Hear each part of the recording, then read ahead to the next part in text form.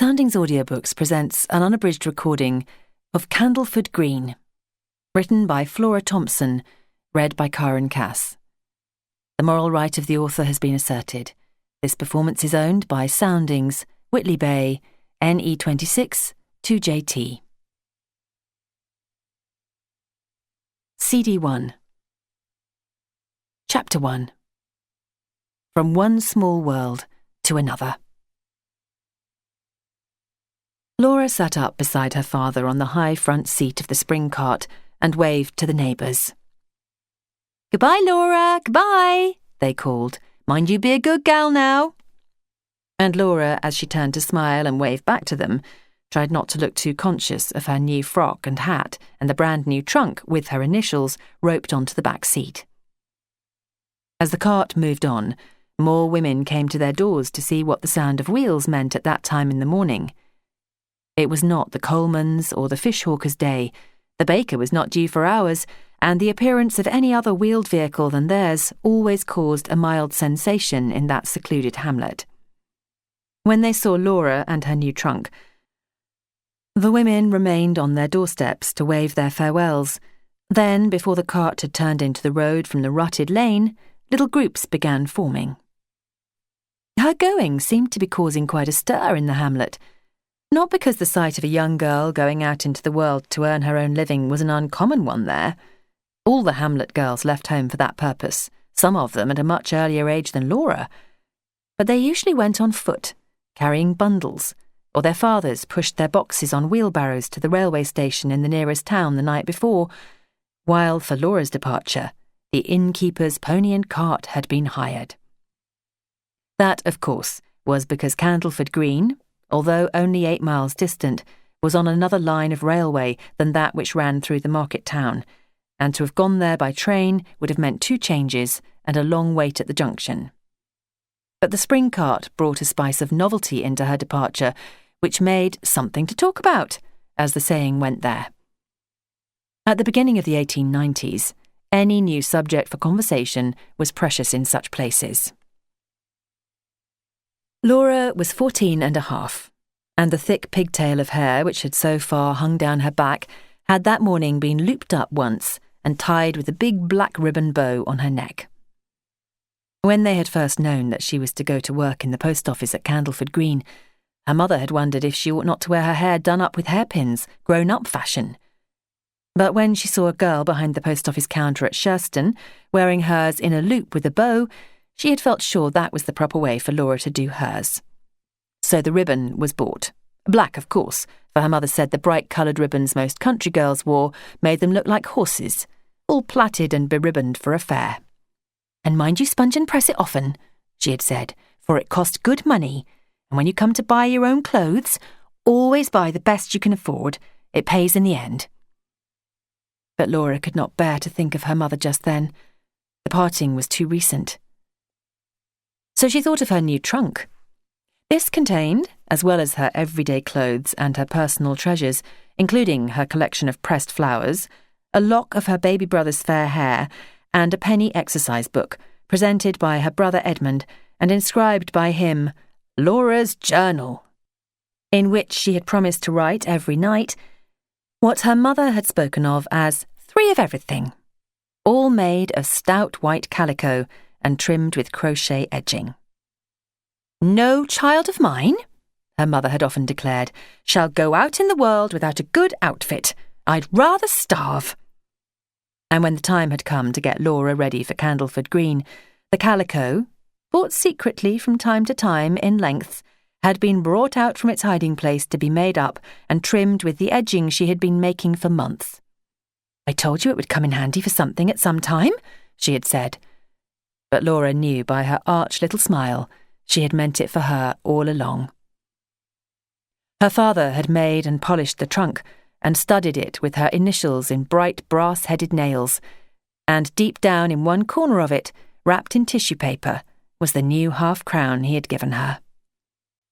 The contents of the trunk, the clothes she was wearing, youth and health, and a meagre education, plus a curious assortment of scraps of knowledge she had picked up in the course of her reading, were her only assets. In fitting her out, Her parents had done all they could for her. They had 4 younger children now to be provided for. Her future must depend upon herself and what opportunities might offer. But she had no idea of the slenderness of her equipment for life, and no fears for the distant future which stretched before her, years and years in which anything might happen. She could not imagine herself married or old, and it did not seem possible that she would ever die. Any qualms she felt were for the immediate future, when she, who had so far only known her cottage home and the homes of a few relatives, would be living in someone else's house, where she would work and be paid for her work, and where the work she was to do had still to be learned. She was much afraid she would not know what she ought to do, or where to find things, or would make mistakes and be thought stupid. The postmistress of Candleford Green, it was true, was no stranger, but an old girlhood's friend of her mother. Laura had been to her house several times and had liked her, and she thought Miss Lane had liked her, but that only seemed to make the new relationship more difficult. Should she treat Miss Lane as an old friend of the family, or strictly as a new employer? Her mother, when appealed to, had laughed and said, "God bless the child, always looking for trouble. What is there to worry about? Just be your own natural self, and Dorcas, I'm sure, will be hers. Though when it comes to that, perhaps you'd better not go on cousin Dorcasing her. That was all right when you were a visitor, but now it had better be Miss Lane." As they lurched out of the rutted road which led round the hamlet, her father urged on the pony. He was not a patient man, and there had been too many farewells to suit his taste. "What a lot," he muttered. "You can't so much as hire a horse and cart for a day without creating a 9 days' wonder in this place." But Laura thought it was kind of the neighbours to wish her well. "Go and get rich and fat," kind old Mrs. Braby had advised, "and whatever you do, don't you forget them at home." Rich she could never be. Her starting salary of £0.50 a week would leave no margin for saving, and getting fat seemed more improbable still to tall, lanky 14. "Like a Molin, all legs and wings," as the neighbours had often called her, but she would never forget those at home. That she could promise. She turned and looked back over green cornfields at the huddle of grey cottages, one of which was her home, and pictured her mother ironing and her little sisters playing round the doorway, and wondered if her favourite brother would miss her when he came home from school, and if he would remember to water her garden and give her white rabbit, Florizel, plenty of green leaves, and if he would care to read her new journal when she sent it to him, or would think it silly, as he sometimes did, her writing. But it was May, and the warm wind dried her eyes and soothed her sore eyelids, and the roadside banks were covered with the tiny spring flowers she loved. Stitchwort and celandine, and whole sheets of speedwell, which Laura knew as angel's eyes, and somewhere in the budding green hedgerow a blackbird was singing. Who could be sad on such a day? At one place she saw cowslips in a meadow, and asked her father to wait while she gathered a bunch to take as an offering to Miss Lane. Back in her seat, she buried her face in the big, fragrant bunch, and ever after, the scent of cowslips reminded her of that morning in May. When, about midday, they passed through a village, she held the reins while her father went into the inn for a pint of ale for himself, and brought out for her a tall tumbler of sweet fizzing orangeade. She sat in state on her high seat, and sipped it gently in the grown-up way she had seen farmers' wives in gigs sipping their drinks before the inn at home, and it pleased her to imagine that the elderly clergyman who glanced her way in passing was wondering who that interesting-looking girl in the spring cart could be, although she knew very well in sober fact he was more probably thinking about his next Sunday's sermon, or trying to decide whether or not he owed a parochial call at the next house he had to pass. At 14, it is intolerable to resign every claim to distinction. Her hair was soft and thick and brown, and she had rather nice brown eyes, and the fresh complexion of country youth, but those were her only assets in the way of good looks. "You'll never be annoyed by people turning round in the street to have another look at you," her mother had often told her. And sometimes, if Laura looked dashed, she would add, "But that cuts both ways. If you're no beauty, Be thankful you're not a freak." So she had nothing to pride herself upon in that respect, and being country-born and with little education, she knew herself to be ignorant. And as to goodness, well, no one but herself knew how far she fell short of that. So, rather than sink into nothingness in her own estimation, she chose to imagine herself interesting-looking. Candleford Green was taking its afternoon nap when they arrived. The large, irregular square of turf which gave the village its name was deserted but for one grazing donkey and a flock of geese, which came cackling with outstretched necks towards the spring cart to investigate. The children, who at other times played there, were in school, and their fathers were at work in the fields, or in workshops, or at their different jobs in Candleford town. The doors of the row of shops which ran along one side of the green were open. A man in a white grocer's apron stood yawning and stretching his arms in one doorway. An old grey sheepdog slept in the exact middle of the road. The church clock chimed, then struck 3. But those were the only signs of life. For it was Monday, and the women of the place were too busy with their washing to promenade with their perambulators in front of the shops, as on other afternoons. On the farther, less populated side of the green, a white horse stood under a tree outside the smithy, waiting its turn to be shod, and from within, as the spring cart drew up, the ring of the anvil and the roar of the bellows could be heard. Attached to the smithy was a long, low white house which might have been taken for an ordinary cottage of the more substantial kind, but for a scarlet-painted letterbox let into the wall beneath the window at one end. Over the window was a painted board which informed the public that the building was Candleford Green Post and Telegraph Office. At the other end of the building, above the door of the smithy, was another board which read Dorcas Lane, Shoeing and General Smith. Except for the sounds of the forge and the white horse dozing beneath the oak tree, that side of the green appeared even more somnolent than the shopping side. Their arrival had not been unobserved, however, for as the cart drew up, a young smith darted from the forge and, seizing Laura's trunk, bore it away on his shoulder as if it weighed no more than a feather. "Ma'am, the new miss has come," they heard him call as he reached the back door of the house, and a moment later the post office doorbell went ping-ping, and Miss Lane herself stepped out to welcome her new assistant. Miss Lane was not a tall woman and was slightly built, but an erect carriage, a commanding air, and the rustle, as she walked, of the rich silks she favoured, gave her what was then known as a presence.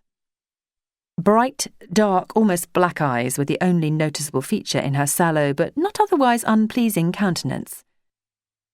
Ordinarily quietly observant, those eyes could disconcert with a flash of recognition of motives, sparkle with malice, or, more rarely, soften with sympathy.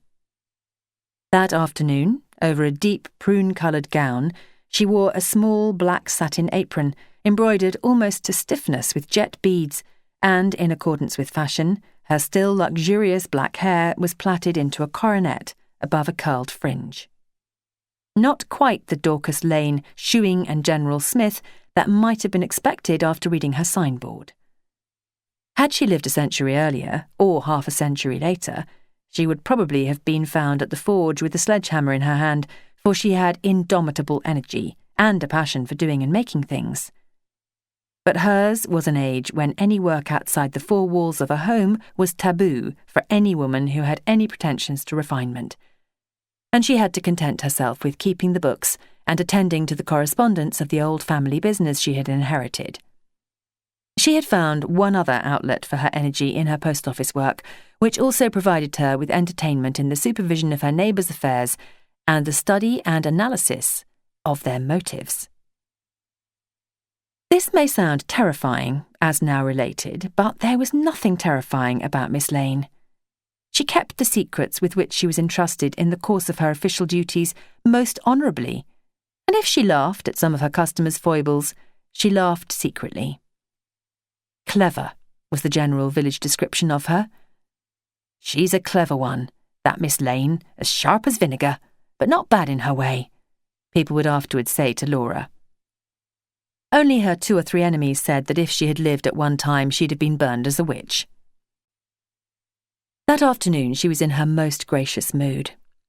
"You've come just at the right time," she said, kissing Laura. "I've had a most terrible rush. 6 in at once for postal orders and whatnot, and the telegraph bell ringing like mad all the while. But it's over now, I think, for the time being, and the afternoon mail is not due for an hour, so come inside, do, both of you, and we'll have a nice cup of tea before the evening's work begins." Laura experienced a slight shock when she heard of this recent pressure of business. How, she thought, would she ever be able to cope with such rushes? But she need not have feared. The rushes at Candleford Green Post Office existed chiefly in the imagination of the postmistress, who loved to make her office appear more busy and important than it was in reality.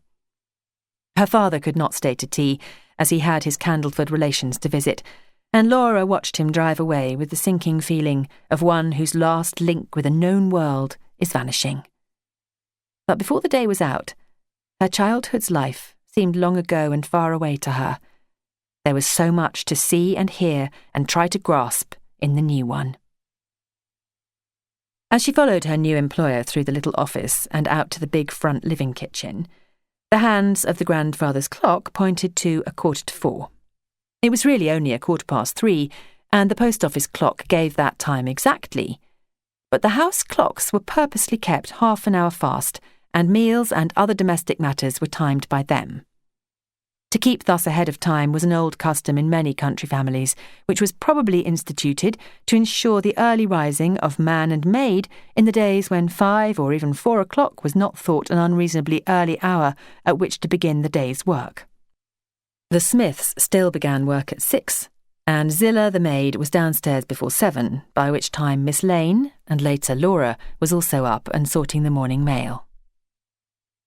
The kitchen was a large room with a flagstone floor and 2 windows, beneath which stood a long, solid-looking table large enough to accommodate the whole household at mealtimes. The foreman and 3 young unmarried Smiths lived in the house, and each of these had his own place at table. Miss Lane, in a higher chair than the others, known as a carving chair, sat enthroned at the head of the table. Then, on the side facing the windows, came Laura and Matthew, the foreman, with a long space of tablecloth between them, supposed to be reserved for visitors. Laura's seeming place of honour had no doubt been allotted to her for handiness in passing cups and plates. The young Smiths sat 3 abreast at the bottom end of the table, and Zillah the maid had a small side table of her own. All meals excepting tea were taken in this order. Cooking and washing up were done in the back kitchen. The front kitchen was the family living and dining room. In the fireplace, a small sitting-room grate with hobs had replaced the fire on the hearth of a few years before, but the open chimney and chimney corners had been left, and from one of these, a long, high-backed settle ran out into the room. In the space thus enclosed, a red and black carpet had been laid to accommodate Miss Lane's chair at the head of the table and a few fireside chairs. This little room within a room was known as the hearth place. Beyond it, the stone floor was bare, but for a few mats. Brass candlesticks and a brass pestle and mortar ornamented the high mantelshelf, and there were brass warming pans on the walls, together with a few coloured prints. One of the first man in this country to carry an umbrella. Rain was coming down in sheets, and he was followed by a jeering but highly ornamental crowd. A blue and white dish of oranges stuck with cloves stood upon the dresser. They were dry and withered at that time of the year, but still contributed their quota to the distinctive flavour of the air. Everything there was just as Miss Lane had inherited it, except for a couple of easy chairs by the hearth. She had added nothing. "What was good enough for my parents and grandparents is good enough for me," she would say when some of her more fashionable friends tried to persuade her to bring her house up to date. But family loyalty was rather an excuse than a reason for her preference. She kept the old things she had inherited because she enjoyed seeing and owning them. That afternoon, when Laura arrived, a little round table in the hearth place had already been laid for tea. And what a meal! There were boiled new-laid eggs, and scones and honey and homemade jam, and, to crown all, a dish of fresh Banbury cakes. The carrier had a standing order to bring her a dozen of those cakes every market day. It seemed a pity to Laura that the first time she had been offered 2 eggs at one meal, she could barely eat one, and that the Banbury cake, hitherto to her a delicious rarity only seen in her home when purchased by visiting aunts, should flake and crumble almost untasted upon her plate because she felt too excited and anxious to eat. But Miss Lane ate enough for the 2 of them. Food was her one weakness. She loaded her scone, already spread with fresh farm butter, with blackcurrant jam, and topped it with cream, while she inquired about the health of Laura's mother and told Laura what her new duties would be. Once or twice during tea, the post office doorbell tinkled, and she wiped her mouth and sailed majestically off to sell stamps. But the hour of her early tea was the quietest hour of the day. After that, what she called her rush hour began, and for that, Laura was allowed to accompany her. With what expert speed Miss Lane stamped letters and made up the mail, and with what ceremonious courtesy she answered questions which sounded like conundrums to Laura, was a wonder to hear and see. The doorbell tinkled all the time as people came in to collect their afternoon mail. There was a delivery of letters in the morning, and the poorer inhabitants of the place only called in the afternoon when they were expecting a letter. "I suppose there isn't nothing for me, Miss Lane?" they would say, almost apologetically, and would look pleased or disappointed according to her reply. Those of more assured position called regularly, and these often would not speak at all, but put their heads inside the door and raise their eyebrows inquiringly.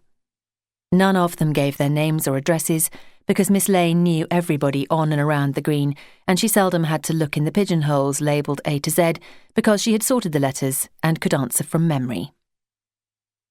She often knew from whom the letter was expected and what its contents were likely to be, and would console the disappointed callers with, "Better luck in the morning, there's barely time for an answer as yet." Out in the kitchen, Zillah and the workmen were at tea. The rattle of their teacups and the subdued hum of their conversation could be heard in the office. This was the only meal of the day at which Miss Lane herself did not preside. Zillah poured out, but she did not occupy her mistress's seat at the head of the table. That was sacred. Between each pouring out, she retired to her own seat on the settle with her own little table before her. At the other, more formal meals, the conversation was carried on by Miss Lane and her foreman, with an occasional reference to Zillah when any item of local interest was under discussion, while the young Smiths at the foot of the table munched in silence. At tea, with the mistress engaged elsewhere, there was more freedom, and sometimes Zillah's shrill laughter would break through a chorus of guffaws from the younger workmen. In moderation, this was tolerated. But one day, when someone rapped loudly upon the table with a teacup and said, Miss Lane said, shouted, "Another pint, please, landlady," the office door opened, and a voice as severe as that of a schoolmistress admonishing her class called for, "Less noise there, please." None of them resented being spoken to like children, nor did the young journeyman resent being placed below the salt, nor Zillah at her separate table. To them, these things were all part of an established order. To that unawakened generation, freedom was of less account than good food, and of that, in that household, there was an abundance. Tea was not considered a substantial meal. It was for the workmen, as Miss Lane counted time, an innovation. She could remember when bread and cheese and beer were at that hour taken to the forge for the men to consume standing. "Afternoon baver," they had called it. Now a well-covered table awaited them indoors. Each man's plate was stacked with slices of bread and butter, and what was called a relish was provided. "What can we give the men for a relish at tea time?" was an almost daily question in that household. Sometimes a blue and white basin of boiled new-laid eggs would be placed on the table. 3 eggs per man was the standard allowance, but 2 or 3 extra were usually cooked in case. And at the end of the meal, the basin was always empty. On other afternoons, there would be brawn, known locally as collared head or soused herrings, or a pork pie or cold sausages.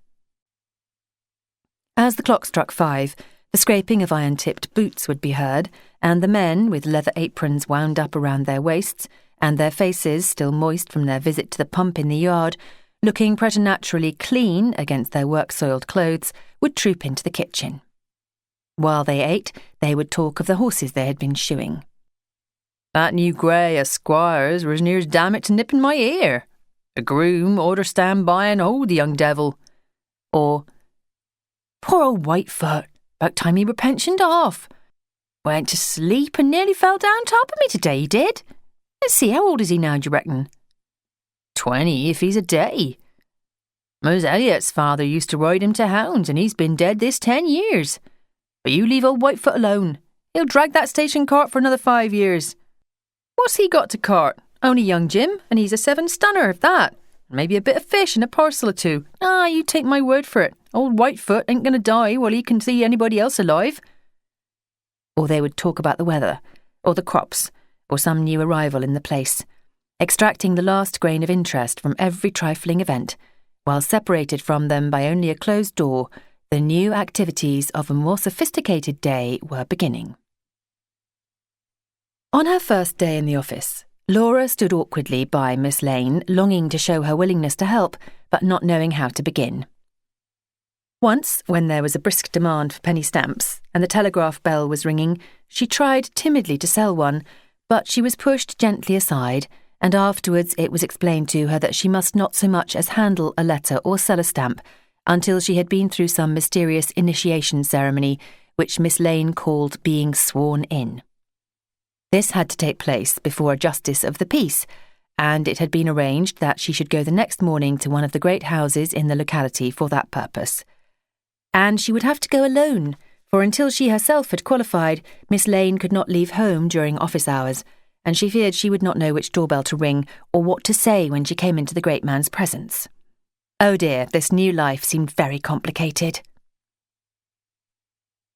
The dread of this interview haunted her, until at Miss Lane's suggestion she went out for a turn in the garden, where she was told she might always go for a breath of fresh air between busy times in the office. She had been in that garden before, but never in May, with the apple blossom out and the wallflowers filling the air with their fragrance. Narrow paths between high, built-up banks supporting flower borders, crowded with jonquils, auriculas, forget-me-nots, and other spring flowers, led from one part of the garden to another. One winding path led to the earth closet in its bower of nut trees halfway down the garden, another to the vegetable garden, and on to the rough grass plot before the beehives. Between each section were thick groves of bushes with ferns and capers and Solomon's seal, so closed in that the long rough grass there was always damp. Wasted ground, a good gardener might have said, but delightful in its cool green shadiness. Nearer the house was a portion given up entirely to flowers, not growing in beds or borders, but crammed together in an irregular square where they bloomed in half-wild profusion. There were rose bushes there, and lavender and rosemary, and a bush apple tree which bore little red and yellow streaked apples in late summer, and Michaelmas daisies and red-hot pokers, and old-fashioned pom-pom dahlias in autumn, and peonies and pinks already budding. An old man in the village came one day a week to till the vegetable garden, but the flower garden was no one's especial business. Miss Lane herself would occasionally pull on a pair of wash-leather gloves and transplant a few seedlings. Matthew would pull up a weed or stake a plant as he passed, and the Smiths, once a year, turned out of the shop to dig between the roots and cut down dead canes. Between whiles, the flowers grew just as they would in crowded masses, perfect in their imperfection. Laura, who came from a district often short of water, was amazed to find no less than 3 wells in the garden. There was the well beneath the pump near the back door, which supplied the house with water, a middle well outside the inner smithy door, used only for trade purposes, and what was called the bottom well near the beehives. The bottom well was kept padlocked. Moss grew on its lid and nettles around it. At one time it had supplied the house with drinking water, but that was a long time ago. Everyone in any way connected with the place knew the story of the wells. No one had suspected the existence of the one near the house until one day, while Miss Lane was still a small child, a visitor who had come to tea was on her way to what was still known as the little house halfway down the garden. When she had gone a few yards from the back door, a flagstone on the path gave way beneath her feet, and she found herself slipping into a chasm. Fortunately, she was a substantially built woman, and by flinging out her arms, she was able to support her upper part above ground while her legs dangled in space. Her screams soon brought assistance, and she was hauled to safety, and the modern treatment of bed and hot water bottles for shock being as yet undiscovered, Miss Lane's mother did what she could by lacing the patient's tea with rum, which remedy acted so well that when passing her cup a third time, she actually giggled and said, "This tastes a lot better than that old well water would have done." When or why the well had been abandoned and not properly filled in, no one ever knew. Miss Lane's grandparents had had no knowledge of it, and they had come to live there early in the century, and both they and her parents and herself as a child had walked gaily over it thousands of times, little suspecting the danger that lurked below. However, all ended well. After the well had been thoroughly cleansed and the water tested, it provided an excellent supply close at hand for the house. When Laura went to bed that night in her new little bedroom, with its pink washed walls, faded chintz curtains, and chest of drawers all for her own use, she was too tired to write more in her new journal than, "Came to live at Candleford Green today, Monday." After she was in bed, she heard Zilla call the cat, then plod flat-footed upstairs. Then the men came up, pad-padding in their stockinged feet, and last of all, Miss Lane tap-tapping on her high heels. Laura sat up in bed and drew aside the window curtain. Not a light to be seen. Only darkness, thick and moist, and charged with the scent of damp grass and cottage garden flowers. All was silent, except for the sharp, sudden swish of a breeze in the smithy tree, and so it would be all night, unless the hoof sounds of a galloping horse rang out, followed by the pealing of the doctor's bell. There was no ordinary night traffic on country roads in those days. Chapter 2. On Her Majesty's Service. The interview next morning did not turn out so terrifying as Laura had expected. Sir Timothy smiled very kindly upon her when the footman ushered her into his justice room, saying, "The young person from the post office, please, Sir Timothy." "What have you been up to? Poaching, rick-burning, or petty larceny?" he asked when the footman had gone. "If you're as innocent as you look, I shan't give you a long sentence, so come along." And he drew her by the elbow to the side of his chair. Laura smiled dutifully, for she knew by the twinkle of his keen blue eyes beneath their shaggy white eyebrows that Sir Timothy was joking. As she leaned forward to take up a pen with which to sign the thick blue official document he was unfolding, she sensed the atmosphere of jollity, good sense, and good nature, together with the smell of tobacco, stables, and country tweeds he carried around like an aura. "But read it, read!" he cried in a shocked voice. "Never put your name to anything before you have read it, or you'll be signing your own death warrant one of these days." And Laura read out, as clearly as her shyness permitted, the declaration which even the most humble candidate for Her Majesty's service had in those serious days to sign before a magistrate.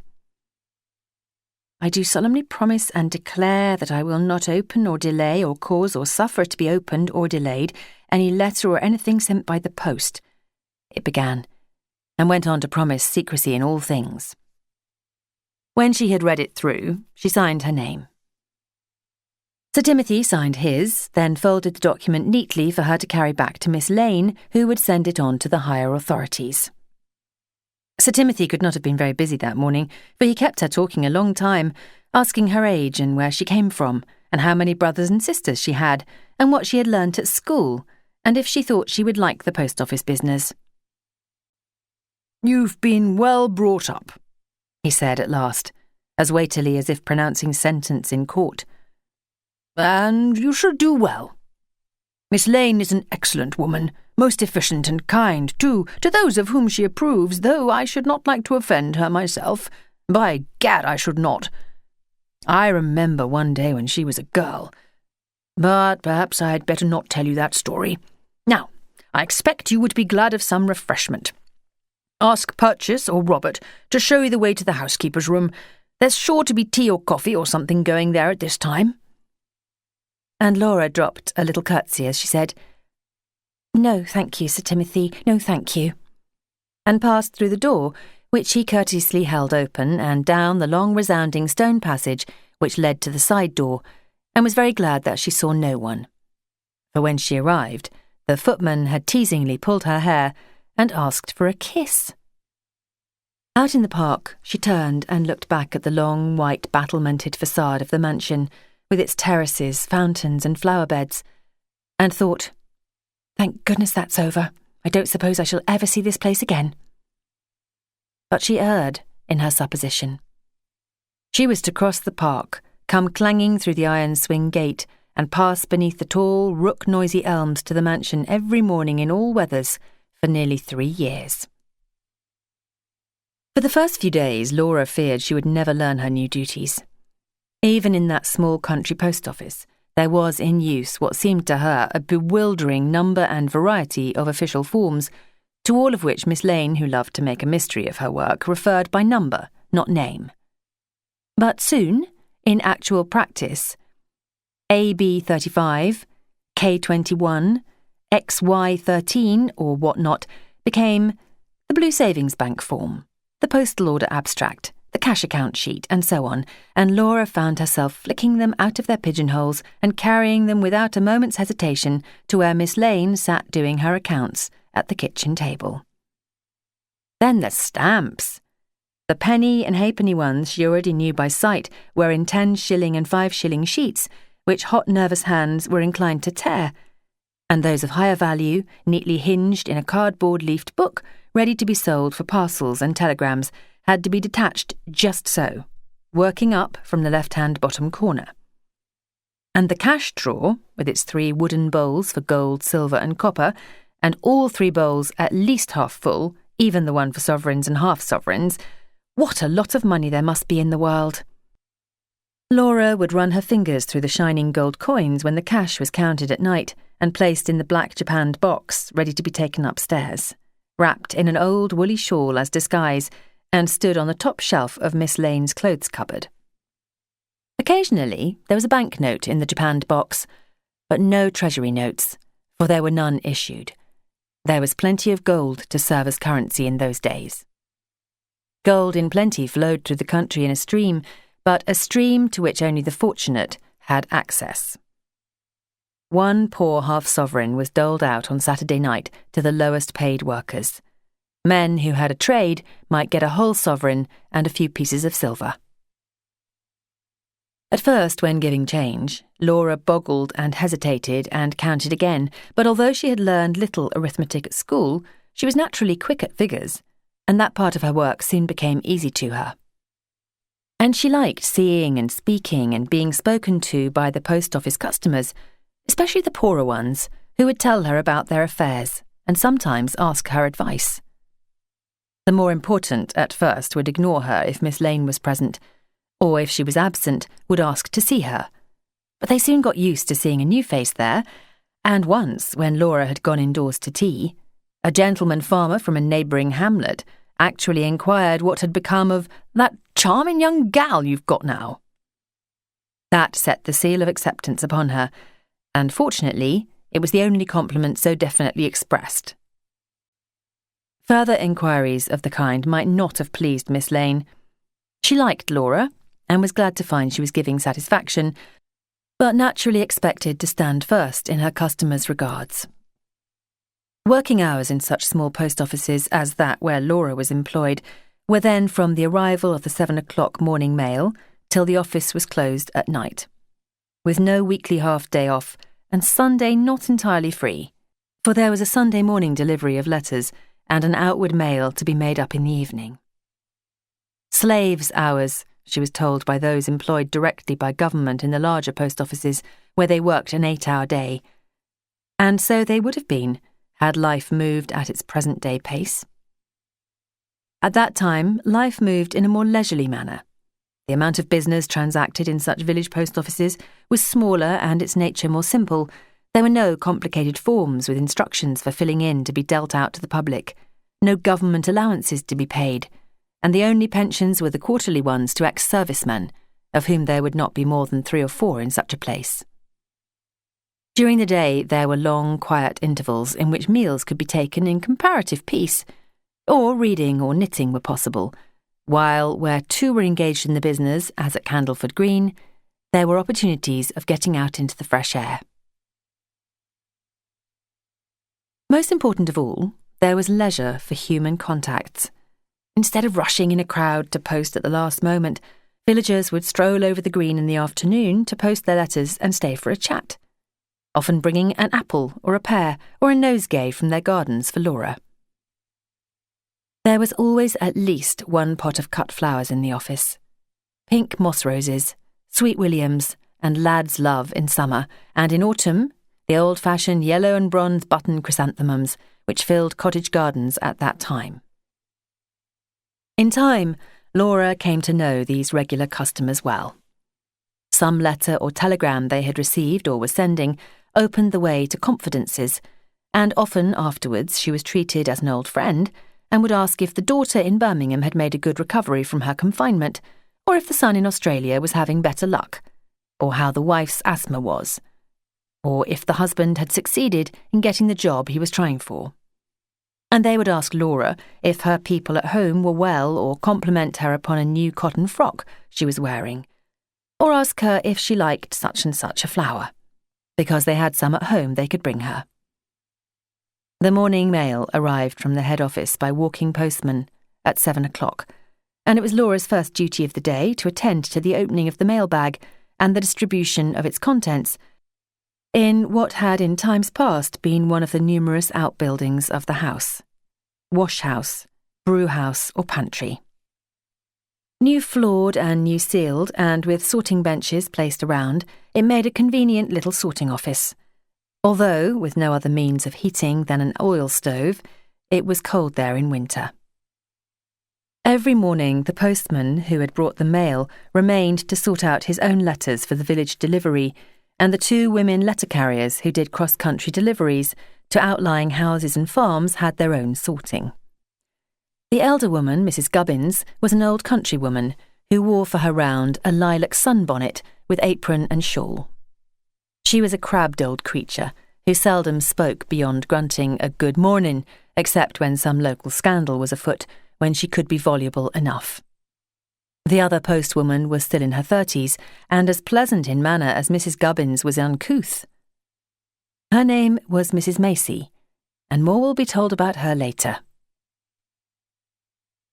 The morning postman, Thomas Brown, was a stockily built man with greying hair who had, as far as was known, always led a quiet, respectable life. Until recently, he had taken great interest in local affairs and had had such good judgment that he had occasionally been asked to arbitrate in local disputes. A teetotaler and a non-smoker, his only known vice had been an addiction to grumbling, especially about the weather, which he seemed convinced was ordered by someone with a special grudge against postmen. Then, just before Laura knew him, he had been converted at a chapel revivalist meeting, and the people who had formerly lain in wait for him on his round to ask his advice about their worldly affairs — what, for instance, could they ask from the MFH for those 3 hens that old fox had carried off in the night, or for the cabbage patch the hunt had trampled — now almost ran in the opposite direction when they saw him coming, lest he should ask impertinent questions about their souls. "How is it with your soul?" he would unblushingly inquire of any chance-met acquaintance. Or more directly, "Have you found salvation?" And in face of a question like that, what could a man or woman do but mumble and look silly? All but Miss Lane, who suddenly asked in an earnest tone, "Miss Lane, are you a Christian?" replied haughtily, "I do not see that whether I am or not is any business of yours, but if you particularly want to know, I am a Christian in the sense that I live in a Christian country and try to order my life according to Christian teaching. Dogma I leave to those better qualified than myself to expound, and I advise you to do the same." That last was a shrewd thrust, because he had recently become a local preacher. But he did not feel it as such, for he only shook his grey head and said mournfully, "Ah, I see you've not found Christ yet." Laura was pleased when she heard that his wife had been converted, for outside his home he found little sympathy. His position seemed to her quite clear. He had found, as he thought, a priceless treasure which all mankind might share if they would, and he wanted to make it known to them. The pity was that he himself was so poor an advertisement of the change of heart he wished them to experience. His expression and voice when he spoke of divine love failed to light up or to soften, and although he now declared that he had been the chief of sinners, his outward life had always been so exemplary that there could be no sudden change there to illustrate and enforce his new faith. Moreover, he was still grumbling and censorious. But at least he had the courage of his convictions. Laura discovered that in him once when one of the higher officials was paying the office a visit of inspection. He was a very great man officially, and had arrived wearing a top hat and in immaculate morning suit in the station fly. When the office had been surveyed, and a few criticisms made, none of them very severe, because the business was really well run and the delicious tea which followed the survey had softened the edges before they were delivered, he announced that he had to see Postman Brown, then about due with a letterbox collection. Laura, quietly sorting the night mail, could not help hearing what was said at this interview. "About this new Sunday evening collection now," began the surveyor in his high-pitched public schoolboyish accent. "I hear you object to doing it." Postman, subdued but not intimidated. "Yes, sir, I do object." Surveyor. "On what grounds, may I ask? Your colleagues have agreed, and there is extra pay for it. It is your place, my man, to carry out the duties laid down for you by the department, and I advise you, for your own good, to withdraw your objection immediately." Postman, firmly. "I can't, sir." Surveyor. "But why, man, why? What do you usually do on a Sunday evening? Got another job? Because, if so, I warn you that to undertake outside employment of any kind is against the regulations." Postman, manfully and with spirit. "My job on Sunday evenings, sir, is to worship my Creator, who himself laid down the law. Keep holy the Sabbath day. And I can't go against that, sir." By that time the man was trembling. He knew that his post and the pension he had so nearly earned hung in the balance. He drew out a big red white-spotted handkerchief and mopped his forehead. Yet there was still a certain dignity about him, far removed from his ordinary demeanour. The gentleman appeared to less advantage. His easy, urbane, authoritative manner dropped from him, and there was an ugly sneer in the way he pronounced the words. "Takes a lot out of you, I suppose, this worshipping business. Better attend to the work which provides you with bread and butter. But you can go now. I will report what you have said, and you will hear further about it." Then, to Laura, as Brown went out with a humble, "Good night, sir." "A cantankerous man, I know his kind, out to make trouble. But he will find he will have to fit in the Sunday evening work with his psalm singing." But although highly placed, it appeared that Mr. Cochrane was not all-powerful. Someone at headquarters was more sympathetically disposed to Sabbatarian principles, or perhaps the head postmaster, who was a bit of a psalm singer himself, interceded for Brown. For after a few weeks of suspense, he was excused Sunday evening attendance. The other postmen did his collection with pleasure, for it brought them in a little extra pay, and he continued to add to his already high weekly walking mileage by tramping the countryside to preach in little local chapels. Twice a year, the head postmaster from Candleford came to audit the accounts and made a general survey of the office. This was officially supposed to be a surprise visit, with the object of detecting any shortage of cash or neglect of duty. But Mr. Rushton and Miss Lane were on such terms that on the morning of the day of his intended visitation, The head postmaster would himself come to the telegraph instrument and with his own hands signal to Laura, "Please tell Miss Lane I shall be paying her a surprise visit this afternoon." That saved trouble all round.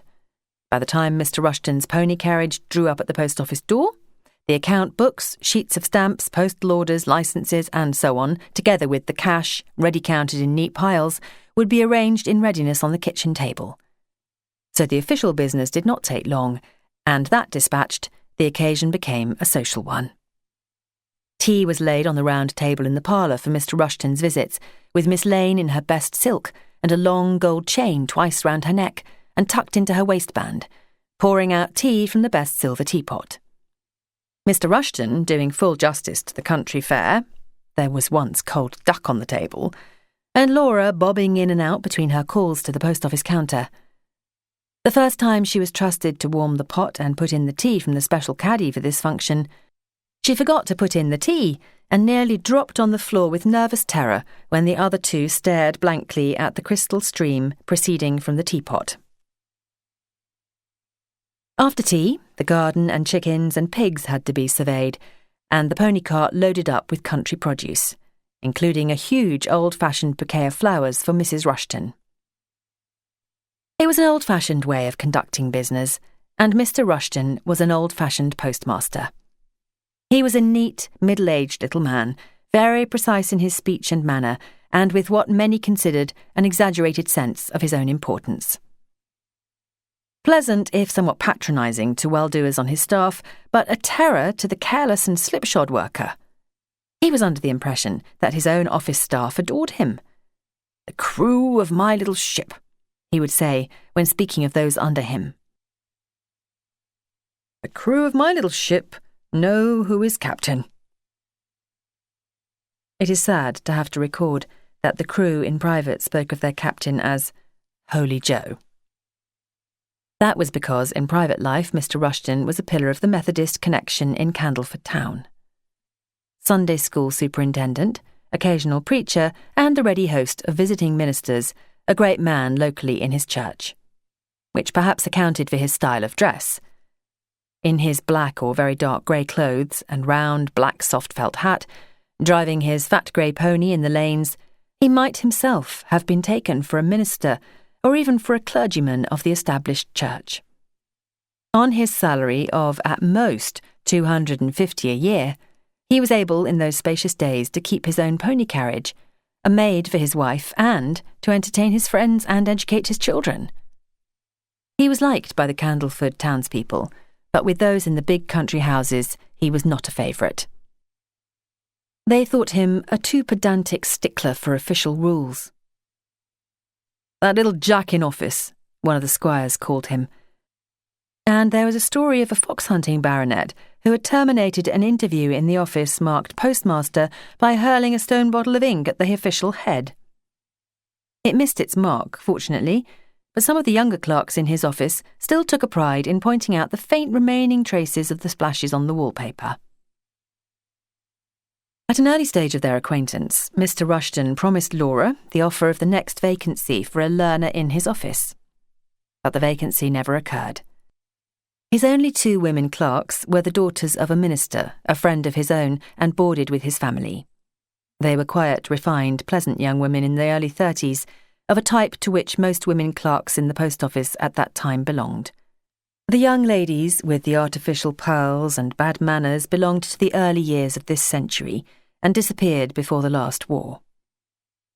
In Laura's time, post office employment was largely the preserve of ministers' and schoolmasters' daughters. It had not become popularised. The pay of a learner in the larger offices was very small, not nearly sufficient to live upon away from home, and the smaller offices, where learners were boarded, demanded a premium. Laura had crept in by a kind of back door, and later she was sometimes reminded of that fact. "Why should I teach you? My parents paid for me to learn," was a spirit not unknown in the service. For some time, Laura hoped one of the Miss Rapleys would marry, but neither of them showed the least disposition to oblige her in that manner, and gradually her hopes of a Candleford vacancy faded, and no other offered which it was possible for her to accept. This is no success story. She remained what was officially known as an assistant throughout her brief official career. But there were compensations, which might not have appealed to everybody, but appealed to her. The telegraph instrument had been installed in the parlour, where its scientific-looking white dials and brass trimmings looked strikingly modern against Miss Lane's old rosewood and mahogany furniture.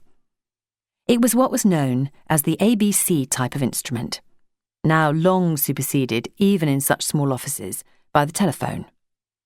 But it served very well in its day, being easy to learn and reliable in working. Larger and busier offices had sounder and single needle instruments, worked by the Morse code and read by sound. The ABC was read by sight. A handle, like that of a coffee mill, guided a pointer from letter to letter on a dial which had the alphabet printed around it, clockwise, and this came out and was read on a smaller dial at the other end of the circuit. Surrounding the operating dial were brass studs or keys, one for each letter, and the operator, turning the handle with one hand, depressed the keys with the finger of the other, and by so doing spelt out the words of a telegram. A smaller dial above, known as the receiver, recorded incoming messages. For a few days, Laura, with the book propped open before her to supply the words, practised sending. Round and round went the handle, and blick, blick, blick went the keys, slowly and jerkily at first, then more smoothly and quickly. Sometimes a bell attached to the instrument would ring, and a real telegram come through, which Miss Lane would take off while Laura tried hard to follow the pointer on the smaller upper dial. It whirled round so madly that she feared her eyes would never be able to follow it. But gradually they became accustomed to note its brief pauses, and in about a week she was able to take charge of the simple apparatus. How to get the telegrams delivered promptly was one of Miss Lane's problems. A girl named Minnie, who lived in one of the cottages near, could usually be depended upon to do this if she happened to be at home.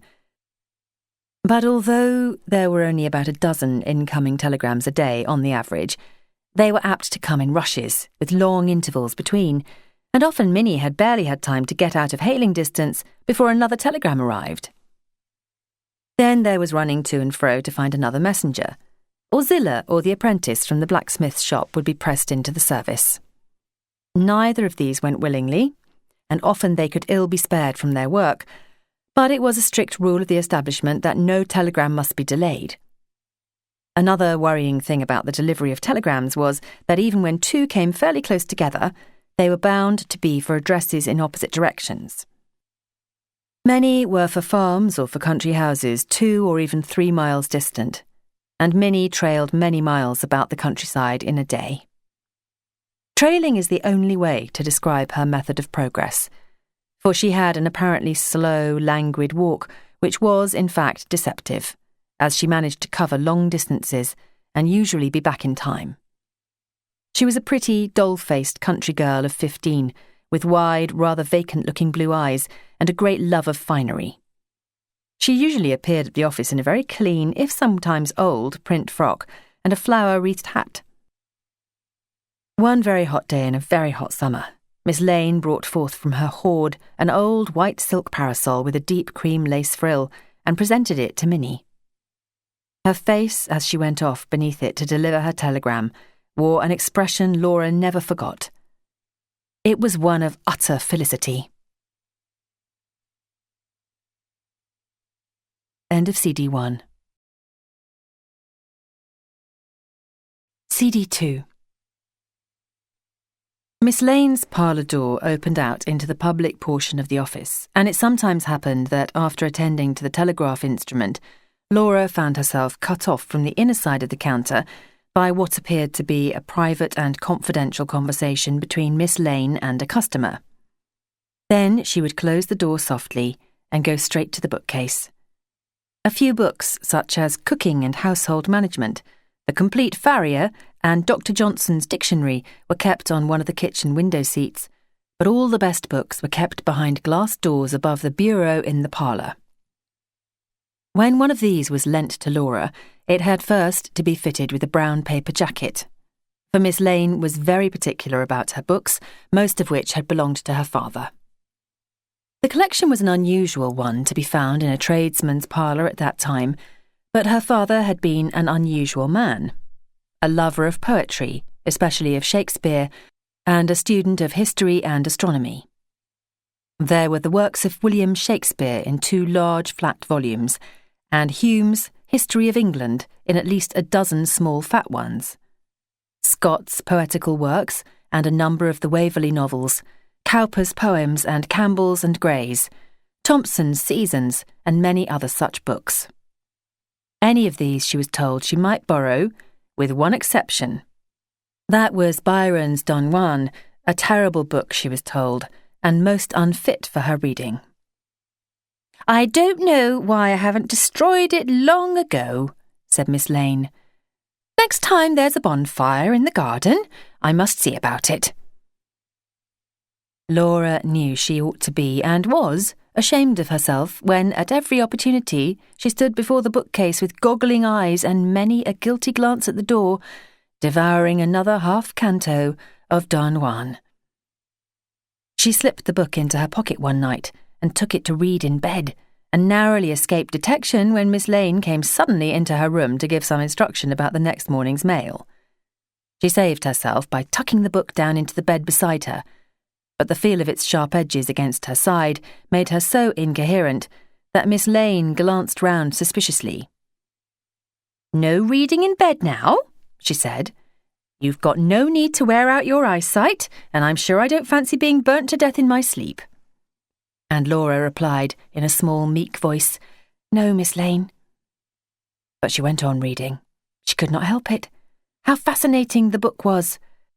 She felt she simply had to know what came next, and the blue skies and seas of those foreign shores, and the seaside caves and golden sands, and the wit of the author, and the felicity of his language and the dexterity of his rhymes enchanted her. She was shocked by some of the hero's adventures, but more often thrilled. Laura learned quite a lot by reading Don Juan. When she had finished eating that forbidden fruit, she turned to Shakespeare. Miss Lane said Shakespeare was the greatest poet who ever lived, and vowed that when she had time, she would reread every one of the plays herself. But she never did. She had read them all at some time, probably to please her father, and still remembered the stories and a few lines here and there of the poetry. Sometimes, when she was in a good mood, Laura would begin, "Good morrow, father," and she would reply, "Benedicite, what early tongue so sweet saluteth me?" and go on being the friar to Laura's Romeo. But much more often, in their off-duty hours, she was deep in The Origin of Species, or one of the books on human psychology she had bought at a doctor's sale of furniture. Such books as those and the leading articles in the Times were the kind of reading she liked.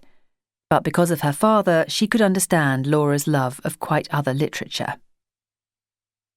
When Laura had read most of the parlour books, Miss Lane suggested that, as she was fond of reading, she should take out a library ticket at the Mechanics' Institute in Candleford town. Laura took out the ticket, and within a year, she had read and laughed and cried over the works of Charles Dickens, read such of the Waverley novels as had not before come her way, and made the acquaintance of many other writers hitherto unknown to her. Barchester Towers and Pride and Prejudice gave her a taste for the work of Trollope and Jane Austen, which was to be a precious possession for life. The caretaker at the Institute acted as a librarian during the day. He was a one-legged man named Hussey, and his manner and qualifications bore no resemblance to those of librarians today. He seemed to bear a positive grudge against frequent borrowers. "Can't you make up your mind?" he would growl at some lingerer at the shelves. "Take the first one it comes to. It won't be no fuller o' lies than t'others." And if that admonition failed, he would bring his broom and sweep close around the borrower's feet, not sparing toes or heels. Laura sometimes wondered if his surname was inherited from some virago of a maternal ancestor. But there was no dearth of books.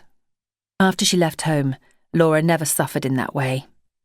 Modern writers who speak of the booklessness of the poor at that time must mean books as possessions. there were always books to borrow. Chapter 3. The Green. In Laura's time, Candleford Green was still a village, and in spite of its nearness to a small country town which was afterwards to annex it, the life lived there was still village life. And this, she soon discovered, was as distinct from that of a hamlet, such as that in which she had been bred, as the life of a country town was from that of a city. In the hamlet, there lived only one class of people. All did similar work, all were poor and all equal. The population of Candleford Green was more varied. It had a clergyman of its own, and doctor and independent gentlewomen who lived in superior cottages with stabling attached, and artisans and labourers who lived in smaller and poorer ones, though none so small and poor as those of the hamlet. Then there were shopkeepers, and the schoolmaster, and a master builder, and the villa people who lived on the new building estate outside the village, most of whom worked in Candleford town a couple of miles away. The village was a little world in itself. The hamlet was but a segment.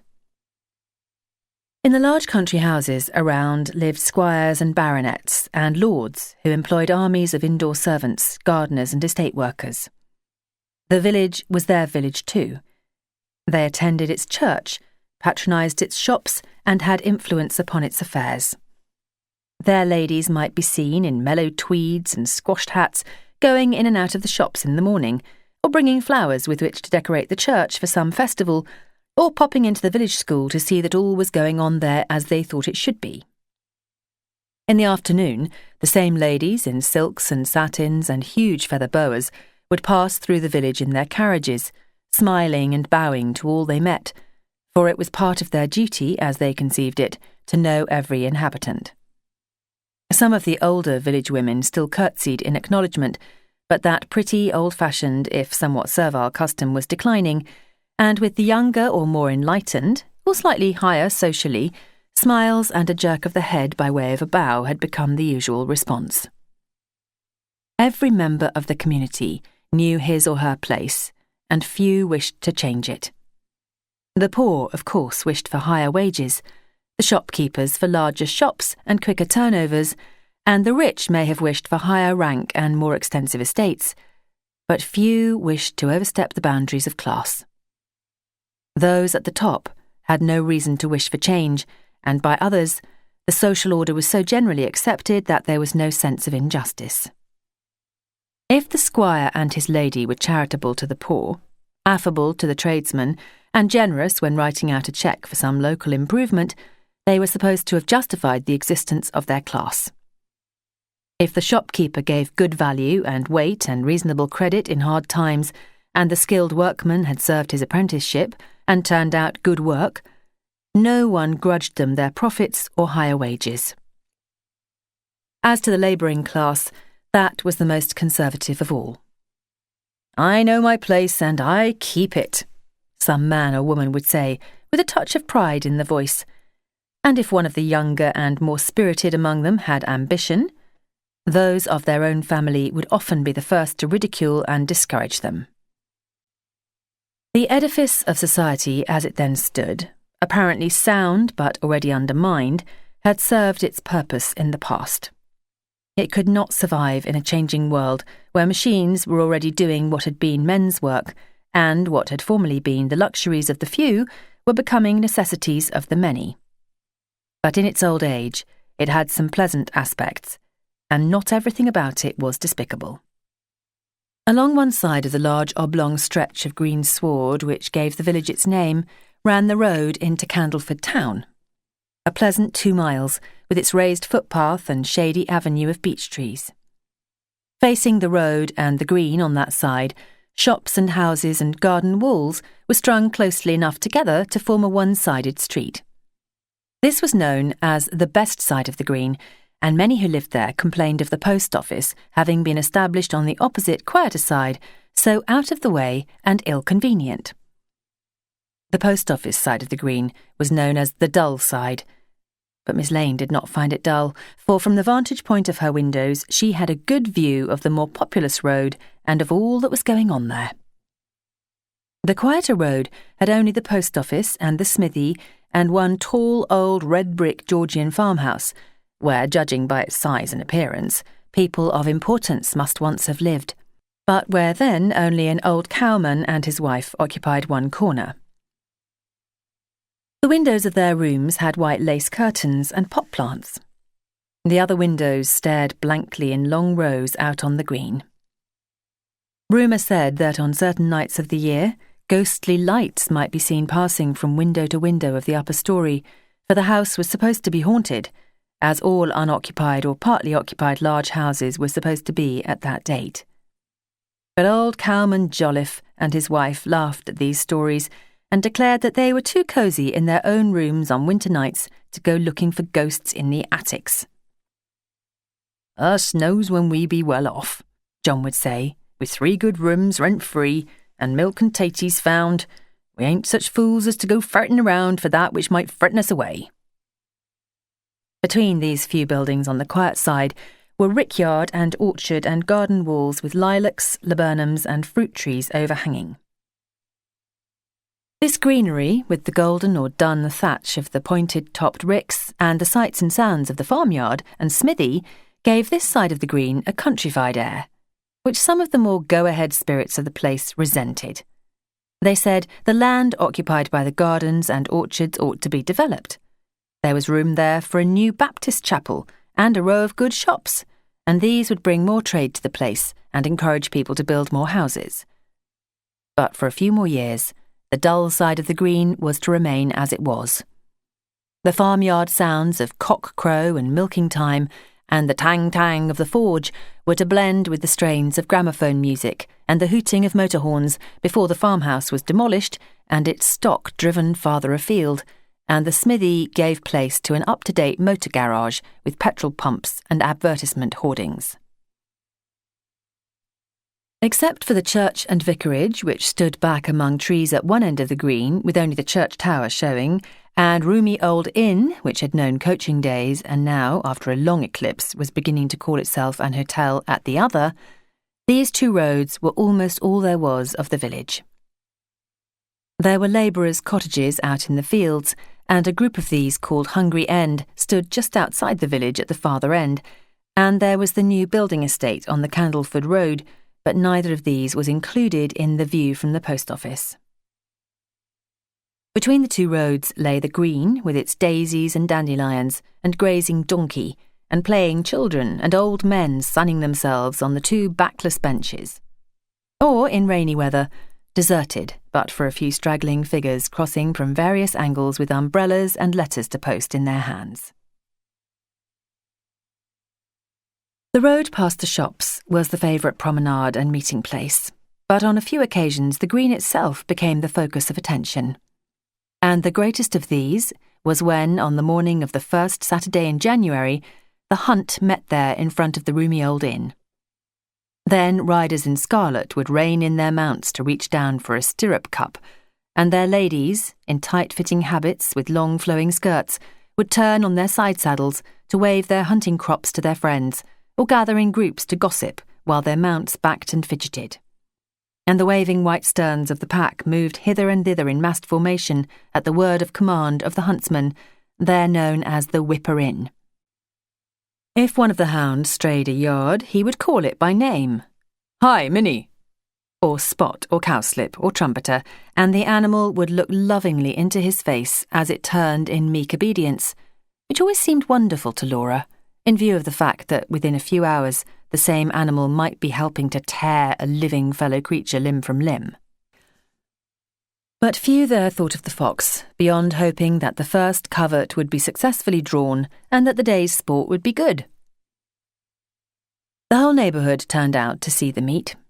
Both roadways were lined with little low basket-work pony carriages with elderly ladies in furs, governess cars with nurses and children, farm carts with forks stuck upright in loads of manure, and butchers' and grocers' carts and bakers' white-tilted vans, and donkey barrows in which red-faced, horse-shouting hawkers stood up for a better view. Matthew used to say that it was a funny thing that everybody's errand led them in that direction on meat morning.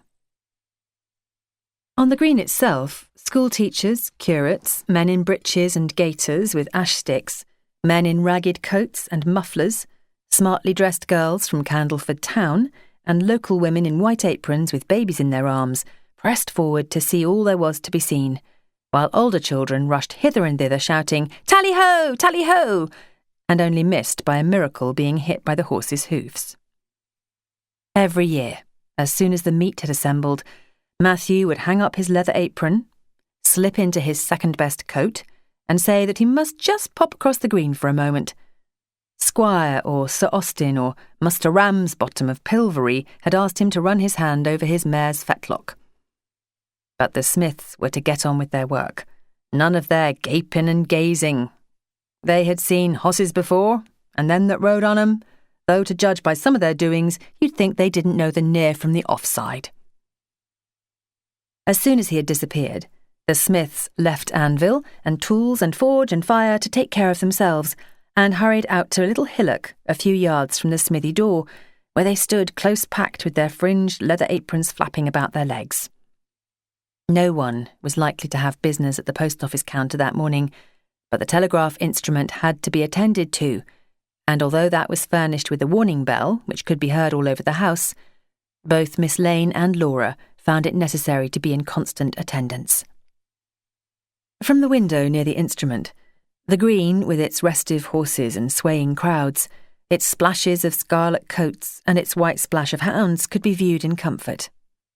Miss Lane could recognise at sight almost everyone there, and give little character sketches of many for Laura's benefit. That gentleman there on the tall grey was outrunning the constable. He had got through a fortune of so much in so many years, and was now in Queer Street. The very horse he sat upon did not belong to him. He had got it to try out, as she happened to know. Tom Biles, the vet, had told her only yesterday. And that lady there, with the floating veil, was a perfect madam. Just look at all those men around her. Did you ever now? And that pretty quiet little thing was a cousin of Sir Timothy's, and that fine handsome young fellow was only a farmer. "Poor young things," she said one day, when a man and a girl rider had, ostensibly to soothe the restlessness of their mounts, detached themselves from the main body of the hunt, and were riding at a walking pace backwards and forwards before the post office windows. "Poor young things, trying to get in a word together. Think they're alone, no doubt, and them with the eyes of all the field upon them.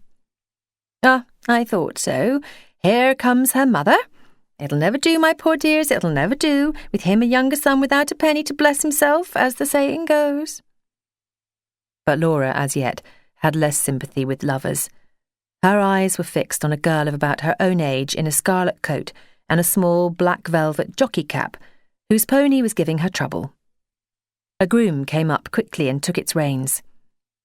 Laura thought she would like to be dressed like that girl, and to ride to hounds across fields and over streams on that mild January morning. In imagination, she saw herself flying across a brook, her hair streaming and her gloved hands holding the reins in such a masterly fashion that other riders near called out, "Well done," as she had heard riders near her home call out when witnessing a feat of horsemanship. When the hunt moved off to draw the appointed cover, men and women and boys and girls would follow on foot as long as their breath lasted. 2 or 3 working men of the tougher kind would follow the hunt all day, pushing through thorn hedges and leaping or wading brooks, ostensibly on the chance of earning a sixpence or two for opening gates for the timid or pointing out directions to the lagging horsemen. But actually, for the fun of the sport, which they thought well worth the loss of a day's pay and a good dressing down by the missus when they got home torn and tired and hungry at night. In summer, what grass there was on the green was cut with the scythe by the man who owned the donkey which grazed there. It is doubtful if he had any legal right to the grass. But even if not, his gain in donkey fodder was well repaid to the community by the newly cut hay scent which seemed to hang about the village all the summer. One of Laura's most lasting impressions of Candleford Green was that of leaning out of her bedroom window one soft, dark summer night when the air was full of new-made hay and elderflower scents, It could not have been late in the evening, for a few dim lights still showed on the opposite side of the green, and some boy or youth on his way home was whistling Annie Laurie. Laura felt she could hang there forever, drinking in the soft, scented night air. One other scene she remembered at the time of year when it is still summer but the evenings are closing in. Then youths were on the green flying kites, on which they had contrived to fix lighted candle ends. The little lights floated and flickered like fireflies against the dusk of the sky and the darker treetops. It was a pretty sight, although perhaps the sport was a dangerous one, for one of the kites caught fire and came down as tinder. At that, some men, drinking their pints outside the inn door for coolness, rushed forward and put a stop to it. Madness, they called it. Stark staring madness, and asked the youths if they wanted to set the whole place on fire. But how innocent and peaceful compared with our present menace from the air. Those who did not care for the dull side of the green would point with pride to the March of Progress on the opposite side, to the fine new plate-glass window at the grocer's, the plaster of Paris model of a 3-tiered wedding cake which had recently appeared among the buns and scones at the baker's next door, and the fishmonger's, where, to tell the truth, after the morning orders for the big houses had gone out, the principal exhibits were boxes of bloaters. But how many villages had a fishmonger at all? And the corner shop, known as the Stores, where the latest Candleford green fashions might be studied. Only the butcher lagged behind. His shop stood back in a garden, and the lambs and hares and legs of mutton behind its one small window were framed in roses and honeysuckle. Interspersing the shops were houses. One, a long, low brown one, where Dr. Henderson lived. His red lamp, when lighted at night, made a cheerful splash of colour. Less appreciated by those who lived near was the disturbing peal of his night bell, followed by some anxious voice bawling up to him through the speaking tube. Some of his night calls came from outlying hamlets and farms, 6, 8, or even 10 miles distant. And those from the poor had to be brought on foot, for bicycles were still rare, and the telephone was as yet unknown there. The doctor, dragged from his warm bed at midnight, had often to saddle or harness his own horse before he could start on his long ride or drive, for even if he kept a man to drive him around in the daytime, that man might not be available for night work. And yet, swear as he might, and often did, on the journey, damning horse, messenger, roads, and weather, the doctor brought cheer and skill and kindness to his patient's bedside. "She'll be all right now our doctor's come," the woman downstairs would say. "And he's that cheerful he's making her laugh between her pains. That's my 5th cup of tea, he says, if I have any more. But I'd better not say what he said'd happen. Only it made Maggie laugh, and she can't be so bad if she's laughing."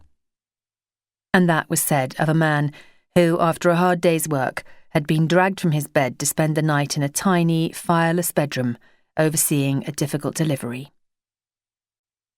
Laura's mother used to say, "All doctors are heroes." And she spoke feelingly, for the night before Laura was born, the doctor came from the nearest town through one of the worst snowstorms in then living memory. He had to leave his horse and gig at a farmhouse on the main road and walk the last mile, for the by-road to the hamlet was blocked to wheeled traffic by drifts. No wonder, he said when Laura at last put in an appearance, "There you are. Here is the person who has caused all this bother. Let us hope she will prove worth it." Which saying was kept as a rod in pickle to be repeated to Laura when she misbehaved during her childhood.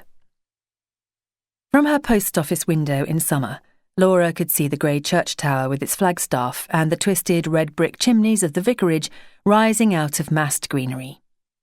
In winter, when the trees were bare, there were glimpses of the outer tracery of the east window of the church and the mellow brick front of the vicarage, with rooks tumbling and cawing above the high elm tops where they nested in early spring. At the time when Laura arrived at Candleford Green, a clergyman of the old type held the cure of souls of its inhabitants. He was an elderly man with what was then known as a fine presence, being tall and large rather than stout, with rosy cheeks, a lion-like mane of white hair, and an air of conscious authority.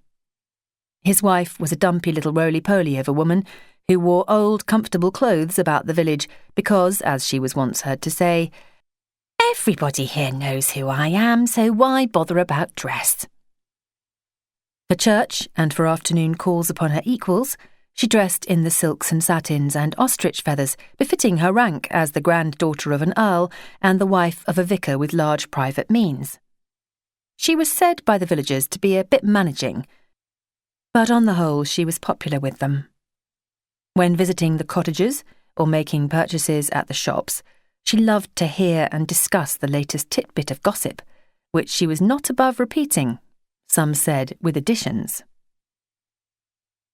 The church services were long, old-fashioned and dull, but all was done decently and in order, and the music and singing were exceptionally good for a village church at that date. Mr. Coulsdon preached to his poorer parishioners contentment with their divinely appointed lot in life and submission to the established order of earthly things. To the rich, the responsibilities of their position and their obligations in the way of charity. Being rich and highly placed in the little community, and genuinely loving a country life, he himself naturally saw nothing wrong in the social order, and being of a generous nature, the duty of helping the poor and afflicted was also a pleasure to him. In cold, hard winters, soup was made twice a week in the vicarage washing copper, and the cans of all comers were filled without question. It was soup that even the very poor, connoisseurs from long and varied experience of charity soups, could find no fault with. Rich and thick with pearl barley and lean beef gobbets and golden carrot rings and fat little dumplings, so solidly good that it was said that a spoon would stand in it upright. For the sick there were custard puddings, home-made jellies and half bottles of port, and it was an unwritten law in the parish that by sending a plate to the vicarage at precisely 1:30 on any Sunday, a convalescent could claim a dinner from the vicarage joint. There were blankets at Christmas, unbleached calico chemises for girls on first going out in service, flannel petticoats for old women, and flannel-lined waistcoats for old men. So it had been for a quarter of a century, and Mr. and Mrs. Coulsdon and their fat coachman Thomas and Hannah the parlour-maid, who doctored the villagers' lesser ailments with herb tea and ointments, and Gantry the cook and the spotted Dalmatian dog which ran behind Mrs. Coulsdon's carriage, and the heavy carved mahogany furniture and rich damask hangings of the vicarage, seemed to the villagers almost as firmly established and enduring as the church tower. Then, one summer afternoon, Mrs. Coulsdon, dressed in her best, drove off in her carriage to attend a large and fashionable bazaar and sale of work got up by the country notabilities, and, in addition to her many purchases, brought back with her the germ which killed her within a week. Her husband caught the infection and followed her a few days later, and they were buried in one grave, to which their coffins were followed by the entire population of the parish, and sincerely mourned, for that one day at least, even by those who had scarcely given them a thought before. The Candleford News had a 3-column account of the funeral, headed, "The Candleford Green Tragedy, Funeral of Beloved Vicar and His Wife." And the grave and the surrounding sward, covered with wreaths and crosses and pathetic little bunches of cottage garden flowers, was photographed, and copies were sold at 4p each and framed and hung upon cottage walls. Then the parishioners began to wonder what the new vicar would be like. "We shall be lucky if we get another as good as Mr. Coulsdon," they said. "He was a gentleman, as was a gentleman, and she was a lady. Never interfered with anybody's business, he didn't, and was good to the poor. And dealt with the local shops, and paid on the nail," added the shopkeepers. Months later, after every room in the vicarage had been overhauled by workmen and the greater part of the garden and paddock had been torn up to get at the drains, which were naturally suspect, the new vicar arrived. But he and his family belonged so much to the new order of things that they must be given a later place in this record. It sometimes seems to us that some impression of those now dead must be left upon their familiar earthly surroundings. We saw them on such a day, in such a spot, in such an attitude, smiling or not smiling, and the impression of the scene is so deeply engraved upon our own hearts that we feel they must have left some more enduring trace, though invisible to mortal eyes. Or perhaps it would be better to say at present, invisible, for the discovery of sound waves has opened up endless possibilities.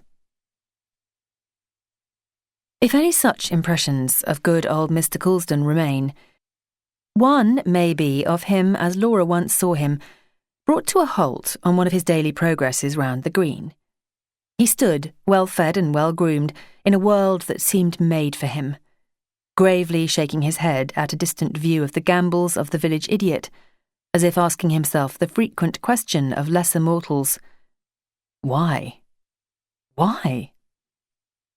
For Candleford Green had its village idiot in the form of a young man who had been born a deaf mute. At birth he was probably not mentally deficient, but he had been born too early to profit by the marvellous modern system of training such unfortunates, and had, as a child, been allowed to run wild while other children were in school, and the isolation and the absence of all means of communicating with his fellows had told upon him. At the time when Laura knew him, he was a full-grown man, powerfully built with a small golden beard his mother kept clipped, and in his quieter moments, an innocent rather than a vacant expression. His mother, who was a widow, took in washing, and he would fetch and carry her clothes baskets, draw water from the well, and turn the handle of the mangle. At home, the two of them used a rough language of signs which his mother had invented, but with the outside world he had no means of communication, and for that reason, coupled with that of his occasional fits of temper, although he was strong and probably capable of learning to do any simple manual work, no one would give him employment. He was known as Loony Joe. Joe spent his spare time, which was the greater part of each day, lounging about the green, watching the men at work at the forge or in the carpenter's shop. Sometimes, after watching quietly for some time, he would burst into loud, inarticulate cries which were taken for laughter, then turn and run quickly out into the country, where he had many lairs in the woods and hedgerows. Then the men would laugh and say, "Oh, Loony Joe's like the monkeys. They could talk if they'd a mind to, but they think if they did we'd set 'em to work." If he got in the way of the workmen, they would take him by the shoulders and run him outside, and it was chiefly his wild gestures, contortions of feature, and loud, inarticulate cries at such times which had earned him his name. "Loony Joe, Loony Joe," the children would call out after him, secure in the knowledge that whatever they said, he could not hear them. But although he was deaf and dumb, Joe was not blind, and once or twice, when he had happened to look round and see them following and mocking him, he had threatened them by shaking the ash stick he carried.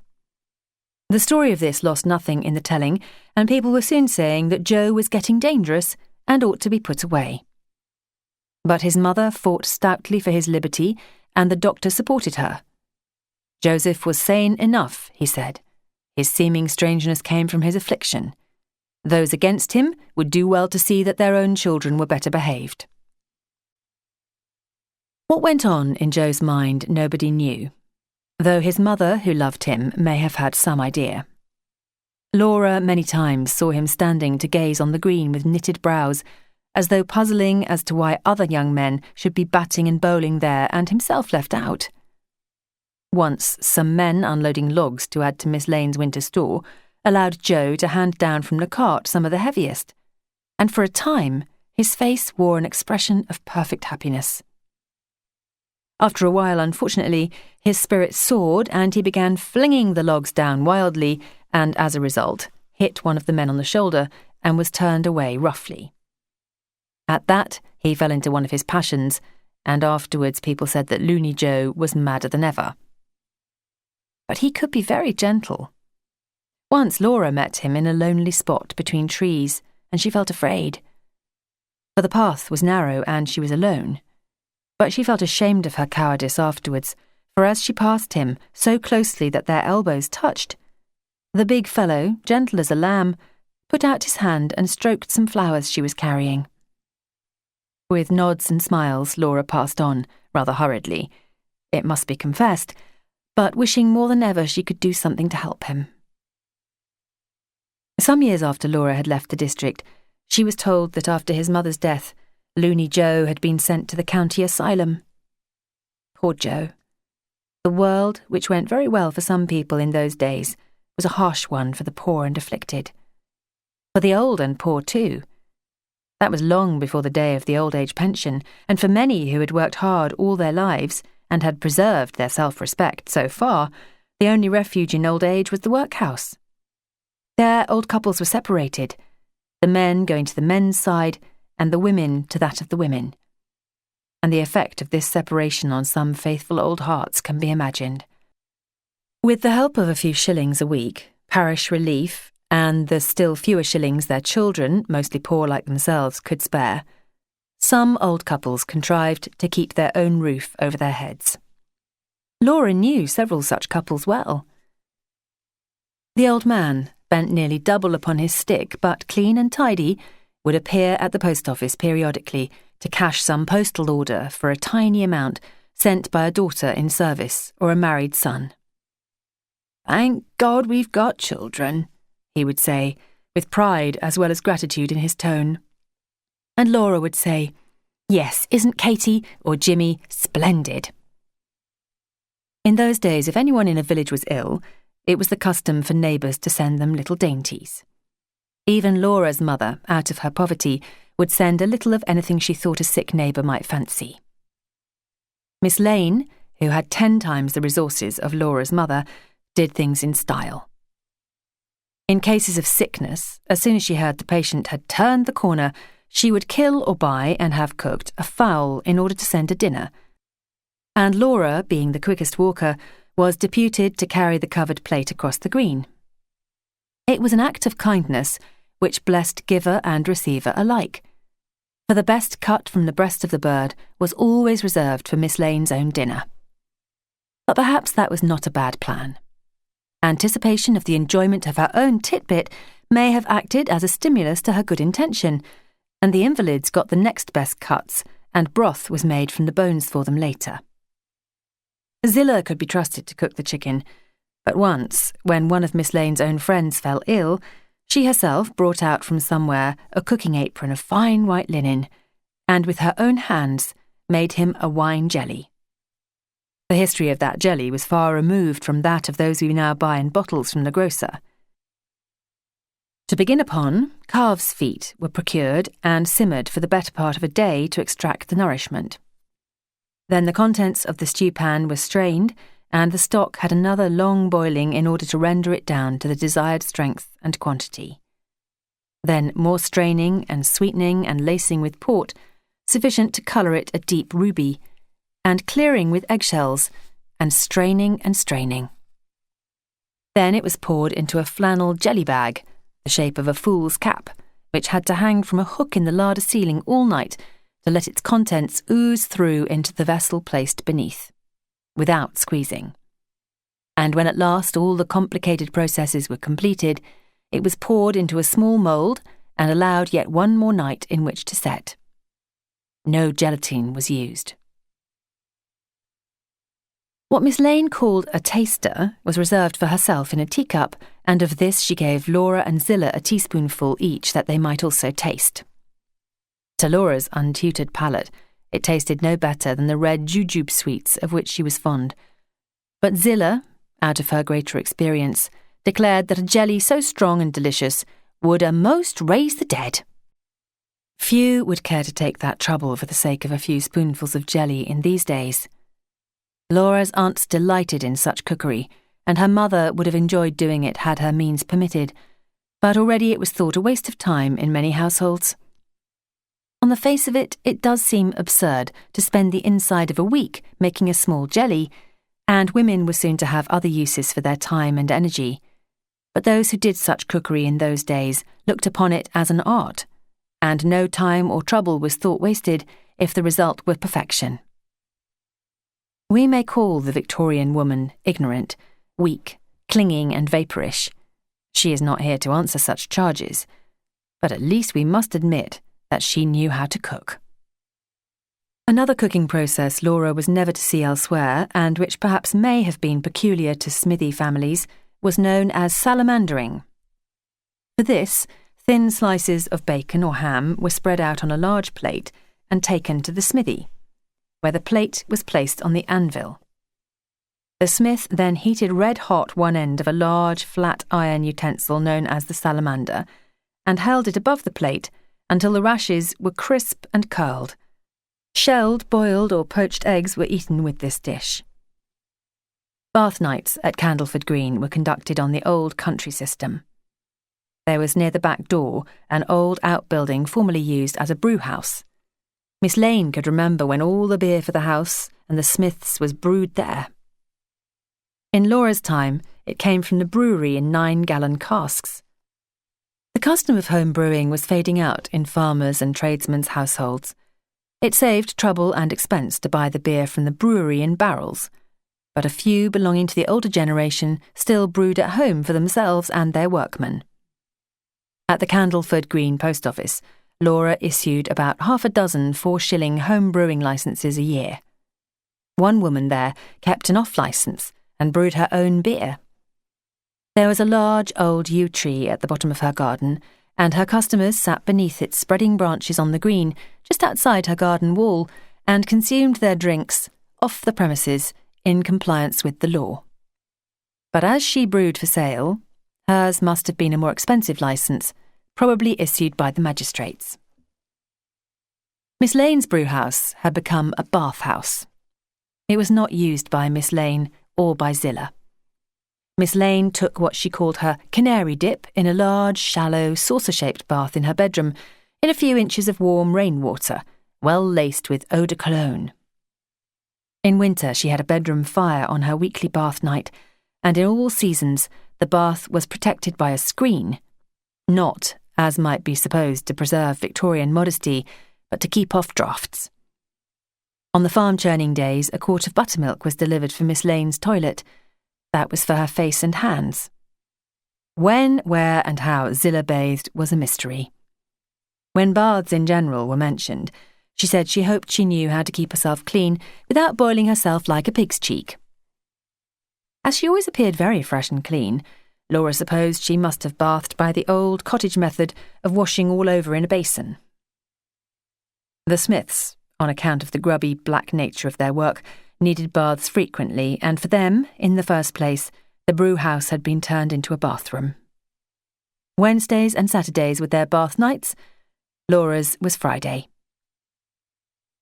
In one corner of the bathhouse stood the old brewing copper, now connected by a length of hosepipe passing through the window with the pump in the yard for filling purposes.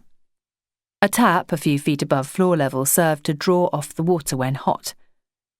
On the brick floor stood the deep, man-length zinc bath used by the Smiths, and standing up-ended in a corner when not in use was the hip bath for Laura and for any visitor to the house who preferred, as they said, a good hot soak to sitting in a saucer. There was a square of matting rolled up, ready to be put down by the bather, and a curtain at the window, and another over the door to keep out prying eyes and cold air. To Laura, the brewhouse baths seemed luxurious. She had been used to bathing at home in the washhouse in water heated over the fire in a cauldron, but there, every drop of water had to be fetched from a well, and fuel being equally precious, the share of hot water for each person was small. A good scrub all over, and a rinse and make way for the next, were her mother's instructions. At Candleford Green, there was unlimited hot water, boiling water which filled the small building with steam, for the fire beneath it had been lighted by the smithy apprentice before he left work, and by 8 o'clock the water in the copper was bubbling. With curtains drawn over window and door, and red embers glowing beneath the copper, Laura would sit, with her knees drawn up, in hot water up to her neck, and luxuriate. She was often to think of those baths in later years when she stepped into or out of the few inches of tepid water in her clean but cold modern bathroom, or looked at the geyser, ticking the pennies away, and wondered if it would be too extravagant to let it run longer. But perhaps the unlimited hot water did less to make the brewhouse baths memorable than the youth, health, and freedom from care of the bather. The community was largely self-supporting. Every household grew its own vegetables, produced its new-laid eggs, and cured its own bacon. Jams and jellies, wines and pickles were made at home as a matter of course. Most gardens had a row of beehives. In the houses of the well-to-do there was an abundance of such foods, and even the poor enjoyed a rough plenty. The problem facing the lower-paid workers was not so much how to provide food for themselves and their families as how to obtain the 101 other things, such as clothing, boots, fuel, bedding and crockeryware, which had to be paid for in cash. Those with an income of 10 or 12 shillings a week often had to go short of such things, although the management and ingenuity of some of the women was amazing. Every morsel of old rag they could save or beg was made into rugs for the stone floors, or cut into fragments, to make flocks to stuff bedding. Sheets were turned outside into middle, and after they had again become worn, patched and patched again, until it was difficult to decide which part of a sheet was the original fabric. "Keep the flag flying," they would call to each other when they had their Monday morning washing flapping on the line. And the seeing eye and the feeling heart, had the possessor of these been present, would have read more than was meant into the saying. They kept the flag flying nobly, but the cost to themselves was great. Chapter 4. Penny Reading. In those days when young or progressive inhabitants of Candleford Green complained of the dullness of village life, the more staid would say, "It may be dull in some villages, but not here. Why, there's always something going on," which the dissatisfied could not deny, for although there was none of the amusement they desired, amusements of a kind were plentiful. No films, of course, for 20 years had yet to pass before Candleford town had its happydrome, and no dancing for the ordinary villager, except dancing on the green at holiday times in summer. But there were in winter the church social, with light refreshments and indoor games, and monthly penny readings, and a yearly concert in the schoolroom. Between these highlights of the social year, there were sewing parties which met at each of the members' houses in turn, when one of the members read aloud while the others sewed garments for the heathen or for the poor in cities. And tea was provided by the hostess of the occasion. The work parties were for the better-to-do. The cottagers had their mothers' meetings, which were very similar, except that there the members sewed for themselves and their families, materials provided at under-cost price by the ladies of the committee, and there was no tea. The reading aloud must have made slow progress, judging by the amount of talking done at both types of sewing party. The repetition of every spicy item of village gossip was prefaced by, "Mrs. So-and-so was saying at the working party," or "I heard somebody say at the mothers' meeting." The fact was that both were clearinghouses for gossip, but that did not make them less enjoyable. In summer there were the outings. That of the mothers' meeting, after weeks of discussion of more or less desirable seaside resorts, always decided for London and the zoo. The choir outing left in the small hours of the morning for Bournemouth or Weston-super-Mare, and the children's school treat outing went, waving flags and singing, in a horse wagonette to the vicarage paddock in a neighbouring village, where tea and buns were partaken of at a long trestle table under some trees. After tea, they ran races and played games, and returned home tired and grubby, but still noisy, to find even a larger crowd than had seen them off waiting on the green to welcome them and join in their hip-hip hooray. The penny reading was a form of entertainment already out of date in most places, but at Candleford Green it was still going strong in the 90s. For it, the schoolroom was lent free of charge. "By kind permission of the managers," as stated upon the handbills, and the pennies taken at the door paid for heating and light. It was a popular as well as an inexpensive entertainment. Everybody went, whole families together, and all agreed that the excitement of going out after dark, carrying lanterns and sitting in a warm room with rows and rows of other people was well worth the sum of 1 penny, apart from the entertainment provided. The star turn was given by an old gentleman from a neighbouring village who, in his youth, had heard Dickens read his own works in public and aimed at reproducing in his own rendering the expression and mannerisms of the master. Old Mr. Greenwood put a tremendous amount of nervous energy into his reading. His features expressed as much as his voice, and his free hand was never still, and if the falsetto of his female characters sometimes rose to a screech, his facetious young men were almost too slyly humorous, and some of his listeners felt embarrassed when the deep, low voice he kept for pathetic passages broke and he had to pause to wipe away real tears. His rendering still had an authentic ring which to Dickens lovers was, as the villagers said about other items, well worth listening to. The bulk of his audience did not criticise, it enjoyed. The comic passages featuring Pickwick, Dick Swiveller or Sary Gamp were punctuated with bursts of laughter. Oliver Twist asking for more, and the deathbed of Little Nell drew tears from the women and throat clearings from the men. The reader was so regularly encored that he had been obliged to cut down his items on the programme to 2, which in effect was 4, and when he had finished his last reading, and with his hand on his heart, had bowed himself from the platform, people would sigh and say to each other, "Whatever comes next will sound dull after that." They showed so much interest that one would naturally have expected them to get Dickens' books, of which there were several in the parish library, to read for themselves. But with a very few exceptions they did not. For although they liked to listen, they were not readers.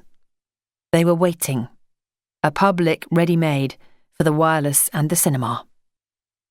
Another penny reader whose items Laura enjoyed was a Mrs. Cox, who lived in the Dower House on one of the neighbouring estates, and was said to be an American by birth. She was middle-aged, dressed unconventionally in loose, collarless frocks, usually green, and had short iron-grey hair which hung loose in curls like a modern bob.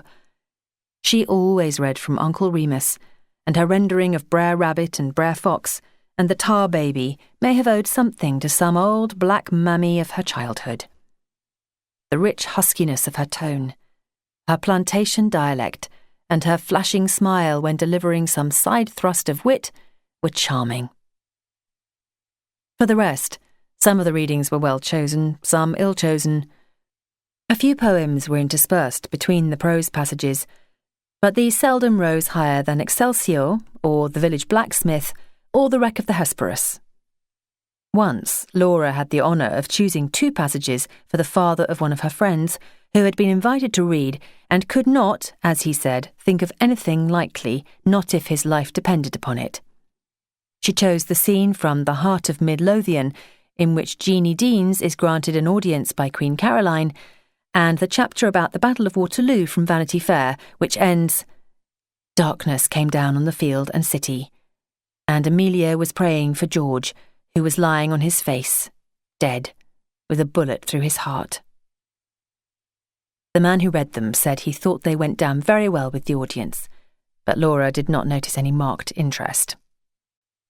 For the homely penny reading, second best wear was considered sufficient, that being the last outfit before the newest, which, sponged and pressed and smartened up by the addition of a new ribbon bow and lace collar, had to serve another term for better wear before being taken into everyday use. At the annual concert, the audience appeared in church-going Sunday best. The young ladies contributing to the programme wore white or pale-coloured frocks with a modest V-neck and elbow sleeves, and the village girls who appeared on the platform, their last summer's frock with a flower in their hair, or an ivy wreath, or a bright ribbon bow. For the church social, summer frocks were worn by the girls. Last year's in most cases, but in a few, next year's made in advance and worn with the collar tucked in to give it an evening dress appearance. The older women wore black silk if they had it, if not, the stiffest and richest fabric they possessed or could afford to buy for the occasion. The fashion in dress was by that time more simple than it had been. The bustle had long passed away, and with it had gone panniers, waterfall backs, and other drapings on skirts. The new plain skirt was long and full and slightly stiffened at the hem to make it stand out well around the ankles. And with it went a blouse or bodice, as the upper part of a frock was still called, with balloon sleeves and a full loose front, often of a contrasting colour. Small waists were still fashionable, but the standard of smallness had changed. Women no longer aimed at an 18 or 20-inch span, but were satisfied with one of 22, 3 or 4 inches, and that had to be attained by moderate compression. The old savage tight lacing was a thing of the past. In hairdressing, the Royal or Alexandra fringe was the rage. For this, the hair was cut above the forehead and curled, or rather frizzed, to reach back almost to the crown. Considering that this style of hairdressing was introduced by the then Princess of Wales, whose beauty and goodness and taste as a leader of fashion was unchallenged, it is strange that it should have been condemned by many as fast. As in the case of bobbing during the last war, men and older women objected extravagantly to the fringe. But they had to get used to it. For, like the bob, it was a becoming fashion and it had come to stay. Fringes were worn all through the 90s. Laura, dressing for the church social in the cream nun's veiling frock in which she had been confirmed and in which her cousins Molly and Nellie had been confirmed before her, wondered if she might venture to cut and curl a few locks on her own forehead. If Miss Lane or her mother noticed them and objected, she would say they were little loose ends she had curled up to make them tidier, or if they passed unnoticed, she could cut and curl more, and so get a fringe by instalments. The stem of a new clay pipe borrowed from Matthew's bedroom served her as a substitute for curling tongs when heated in the flame of her candle, and she pushed her hat low down on her brow before going downstairs. There were comments and some criticism afterwards. Her brother told her she looked like a young prize bull, and her mother said, "It suits you, of course, but you're too young to go thinking of fashions." But by degrees, she got her fringe, and a troublesome job it was to keep it in curl in wet weather. The church social was strictly a villager's affair. No one came from the great houses, and the clergyman only looked in once during the evening. The presence of the curate and Sunday school teachers guaranteed propriety. When the mothers had assisted with clearing away the tea and the long trestle tables had been removed, they seated themselves around the walls to watch the games. After postman's knock and musical chairs and here we go round the mulberry bush, a large ring was formed for dropping the handkerchief, and the fun of the evening began. "I wrote a letter to my love, and on the way I dropped it. One of you has picked it up and put it in your pocket," chanted the odd man or girl out as they circled the ring, handkerchief in hand, until they came to the back of the person they wished to choose and placed the handkerchief on his or her shoulder. The chase which followed took so long, round and round the ring, and always eventually out of one of the several doors, that 2 separate handkerchiefs kept 2 couples going in the church social version of the game. There was supposed to be no kissing, as it was a church function, but when the pursuer caught the pursued somewhere beyond the door with a smudged roller towel upon it, who could say what happened? Perhaps the youth sketched a stage kiss. Perhaps not. End of CD 2. CD 3. As the evening went on, the women and girls and young men and boys in the ring whirled hand in hand faster and faster, the girls' blue and pink and green skirts standing out like bells, and the young men's faces getting redder, until someone called out, "Time for Auld Lang Syne!" And hands were crossed, and the old song was sung, and people went home, in families or couples, according to age. Dancing would have been better, perhaps, but dropping the handkerchief served much the same purpose in that unsophisticated day. From such festivities, some of the older girls were seen home by young men. The engaged, of course, were already provided with an escort, and for that office, to certain unattached pretty and popular girls, there was keen rivalry. The young and not in any way outstanding girls, such as Laura, had to find their way home through the darkness alone, or join up with some family or group of friends which happened to be going their way. 1 year, and 1 year only, at the church social, after the singing of Auld Lang Syne, a young man approached Laura and said, bowing gravely as was the custom, "May I have the pleasure of seeing you home?" This caused quite a sensation among those immediately surrounding the pair, for the young man was the reporter for the local newspaper, and so looked upon as an outsider at such gatherings. His predecessor had sat about with a bored air between his dashes out to the Golden Lion, and once, when invited to join hands in the final singing, had refused and stood aloof in a corner, scribbling in his notebook. But he was a middle-aged man and inclined to give himself airs.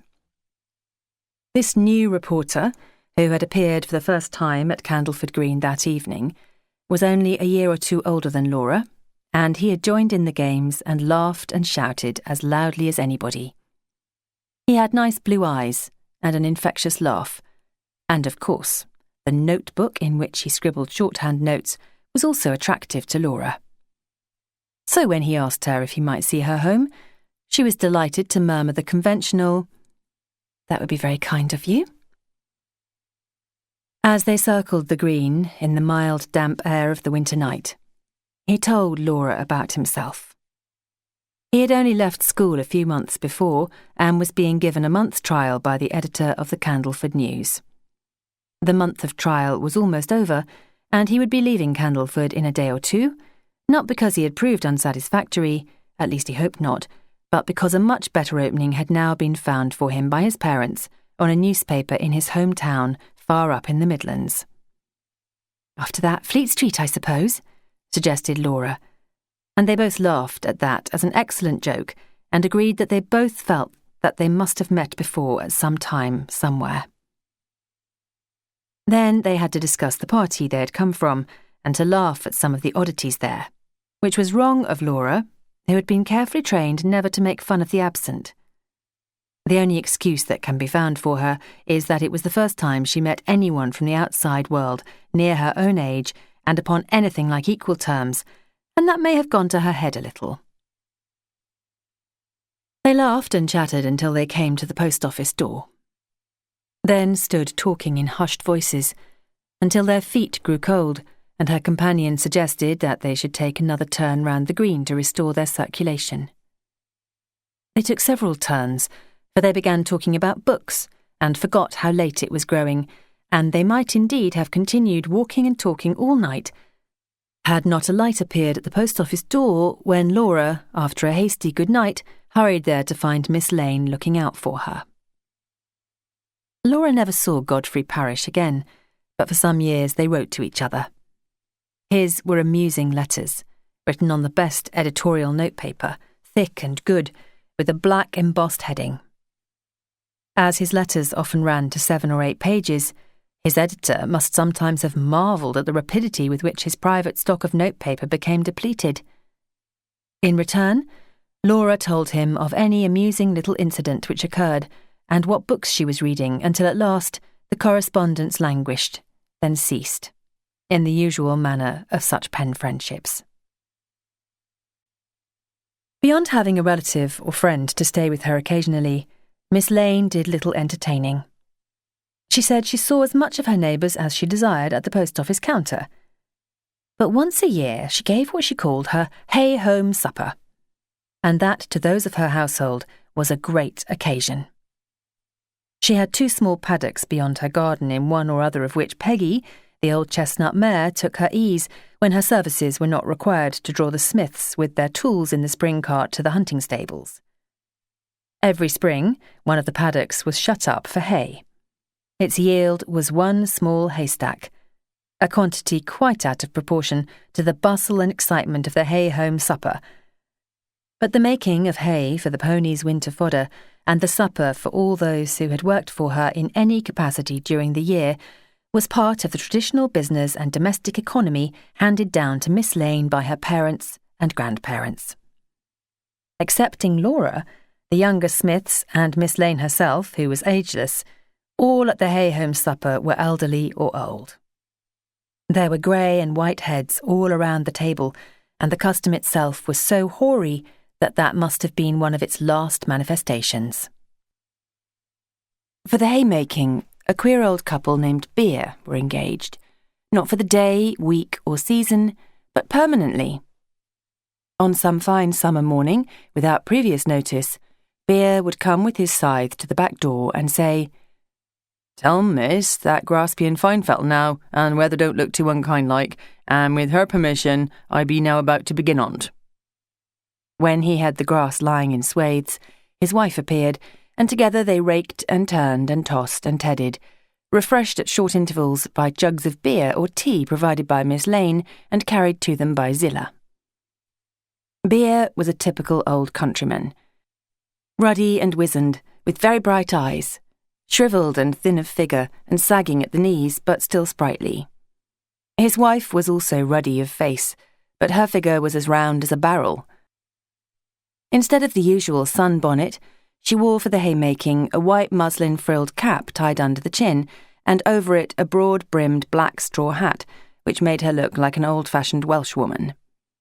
She was a merry old soul, with a fat, chuckling laugh, and when she laughed her face wrinkled up until her eyes disappeared. She was much in request as a midwife. When the hay was dried and in cocks, Bear came to the door again. "Ma'am, ma'am," he would call, "we be ready." That was the signal for the smiths to turn out and build the hayrick, with Peggy herself and her spring cart to do the carrying. All that day there was much running to and fro and shouting and merriment.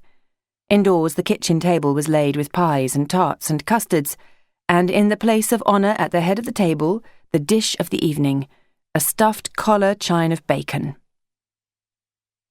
When the company assembled, large foaming jugs of beer would be drawn for the men and for those of the women who preferred it. A jug of homemade lemonade with a sprig of borage floating at the top circulated at the upper end of the table. For the stuffed chine, the largest dish in the house had to be used. It was a great round joint, being the whole neck of a pig, cut and cured specially for the hay-home supper. It was lavishly stuffed with sage and onions, and was altogether very rich and highly flavoured. It would not have suited modern digestions, but most of those present at the hay-home supper ate of it largely and enjoyed it. Old Mr. Beer, in the little speech he made after supper, never forgot to mention the chine. "I've been a-making hay in them fields for this 46 years, he would say. "In your time, ma'am, and your fathers and your grandfers before you, and the stuffed chines I've eaten at the suppers have always been of the best. But of all the chines I've tasted in this kitchen, that of which I sees the remains before me, if remains they can be called, for you wants to put on your spectacles to see 'em, were the finest and fattest and tastiest of any." After Miss Lane had replied to the speech of thanks, homemade wine was brought out, tobacco and snuff handed round, and songs were sung. It was a point of strict etiquette that every guest should contribute something to the programme, irrespective of musical ability. The songs were sung without musical accompaniment, and many of them without a recognisable tune, but what they may have lacked in harmony was more than made up for in length. Every year when Laura was present, Mr. Beer obliged with his famous half-song, half-recitation, relating the adventures of an Oxfordshire man on a trip to London. It began.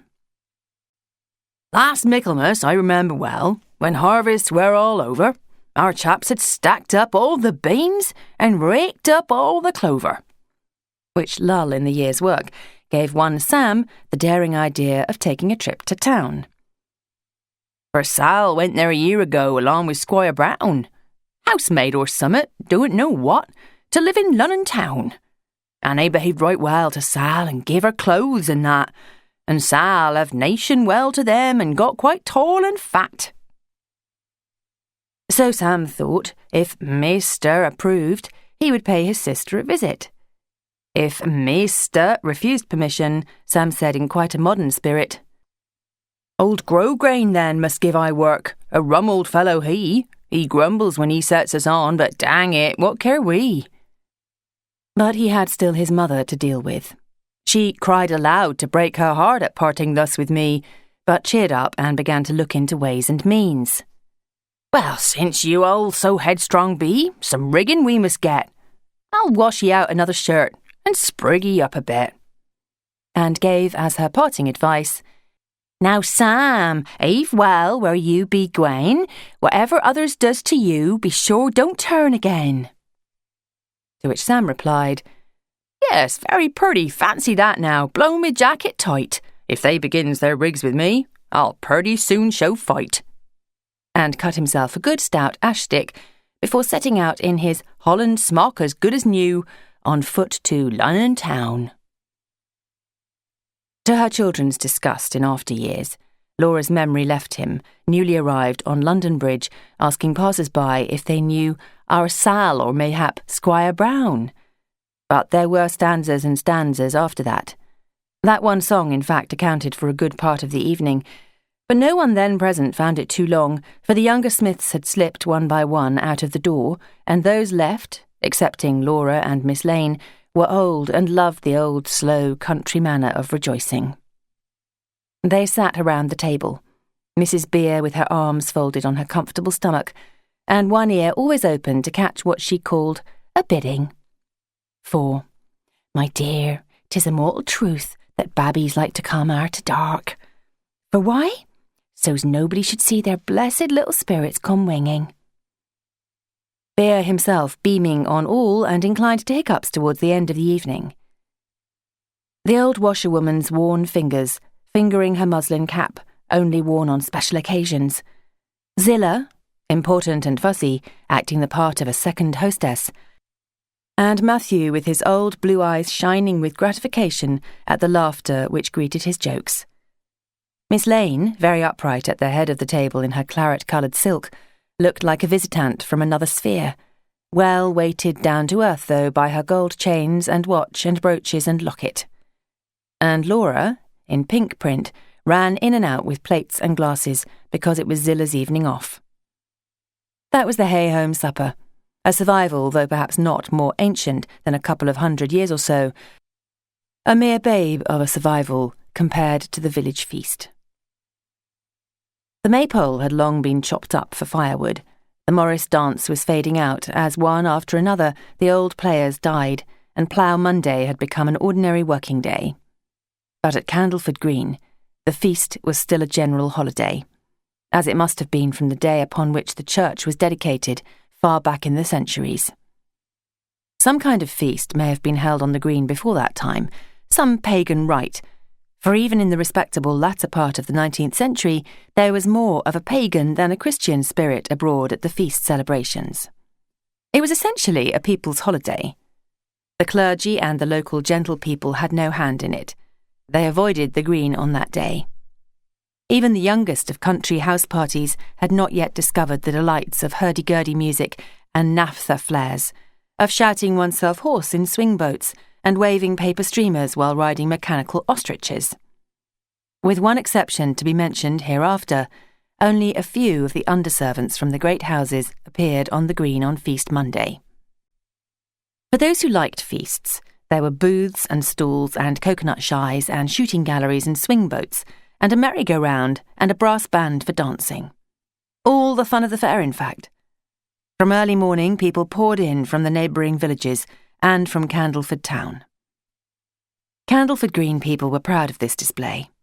It showed how the place had come on, they said, for the largest and most brilliantly painted and lit merry-go-round in the county to find it worthwhile to attend their feast. Old men could remember when there had only been one booth with a two-headed calf or a fat lady and a few poor stalls selling gingerbread, or the pottery images still to be seen in some of their cottages, representing a couple in bed in nightcaps, and the bedroom utensils showing beneath the bed valance. In those early days there had been no merry-go-round, but for the children, they said, there was old Hickman's whirligig, apparently the parent of the modern merry-go-round. It was made entirely of wood, with an outside circle of plain wooden seats which revolved by means of a hand-turned device in the centre. It was a one-man show. When old Hickman grew tired, a boy bystander was invited to take his place at the handle, the promised reward being a ride for every 20 minutes' labour. While the old men were still boys, this primitive merry-go-round collapsed, and they made a rhyme about it which ran, "Old Jim Hickman's whirligig broke down. Broke and let the wenches down. If that had been made of ash or oak, I'll be blowed if that'd have broke." Old Hickman's whirligig had broken down and gone to the bonfire 50 years before, and only Laura cared to hear about it. That, she was told, was because she was one of the quiet, old-fashioned sort. But still waters run deep, they would remind her, and there were plenty of sweethearts to go round and suit all. There were plenty of sweethearts on the green on Feast Monday, pairs and pairs and pairs of them, the girls in their best summer frocks, with flowers or feathers in their hats, and the young men in their Sunday suits, with pink or blue ties. With arms round each other's waists, they strolled from one sight to the next, eating sweets or sections of coconut, or took turns on the merry-go-round or in the swing boats. All day, the roundabout organ ground out its repertoire of popular tunes in competition with the brass band playing a different tune at the other end of the green. Swing boats appeared and disappeared over the canvas roofs of the booths, and the occupants, now head upwards, now feet upwards, shrieked with excitement and cheered each other on to go higher and still higher, while below, on the trampled turf, people of all ages threaded the narrow passages between the shows, laughing and shouting and eating. Always eating. "What crowds!" people cried. "It's the best feast we've ever had! If the green could only always look like this! And I do dearly love a bit of good music." The noise was deafening. The few quiet people who stayed indoors put cotton wool in their ears. One year, when a poor woman was dying on Feast Monday in a cottage near the green, her friends went out and begged that the band would stop playing for an hour. The band, of course, could not stop playing, but the bandsman offered to muffle the drumsticks, and for the rest of the afternoon, the drums dum-dum-dum sounded a memento mori amidst the rejoicings. Very few noticed it. The other noises were too many and too loud, and by tea-time its resonance was restored, for the woman had died. Every year, among the cottagers and showfolk and maidservants and farmhands at the feast, there was one aristocratic figure.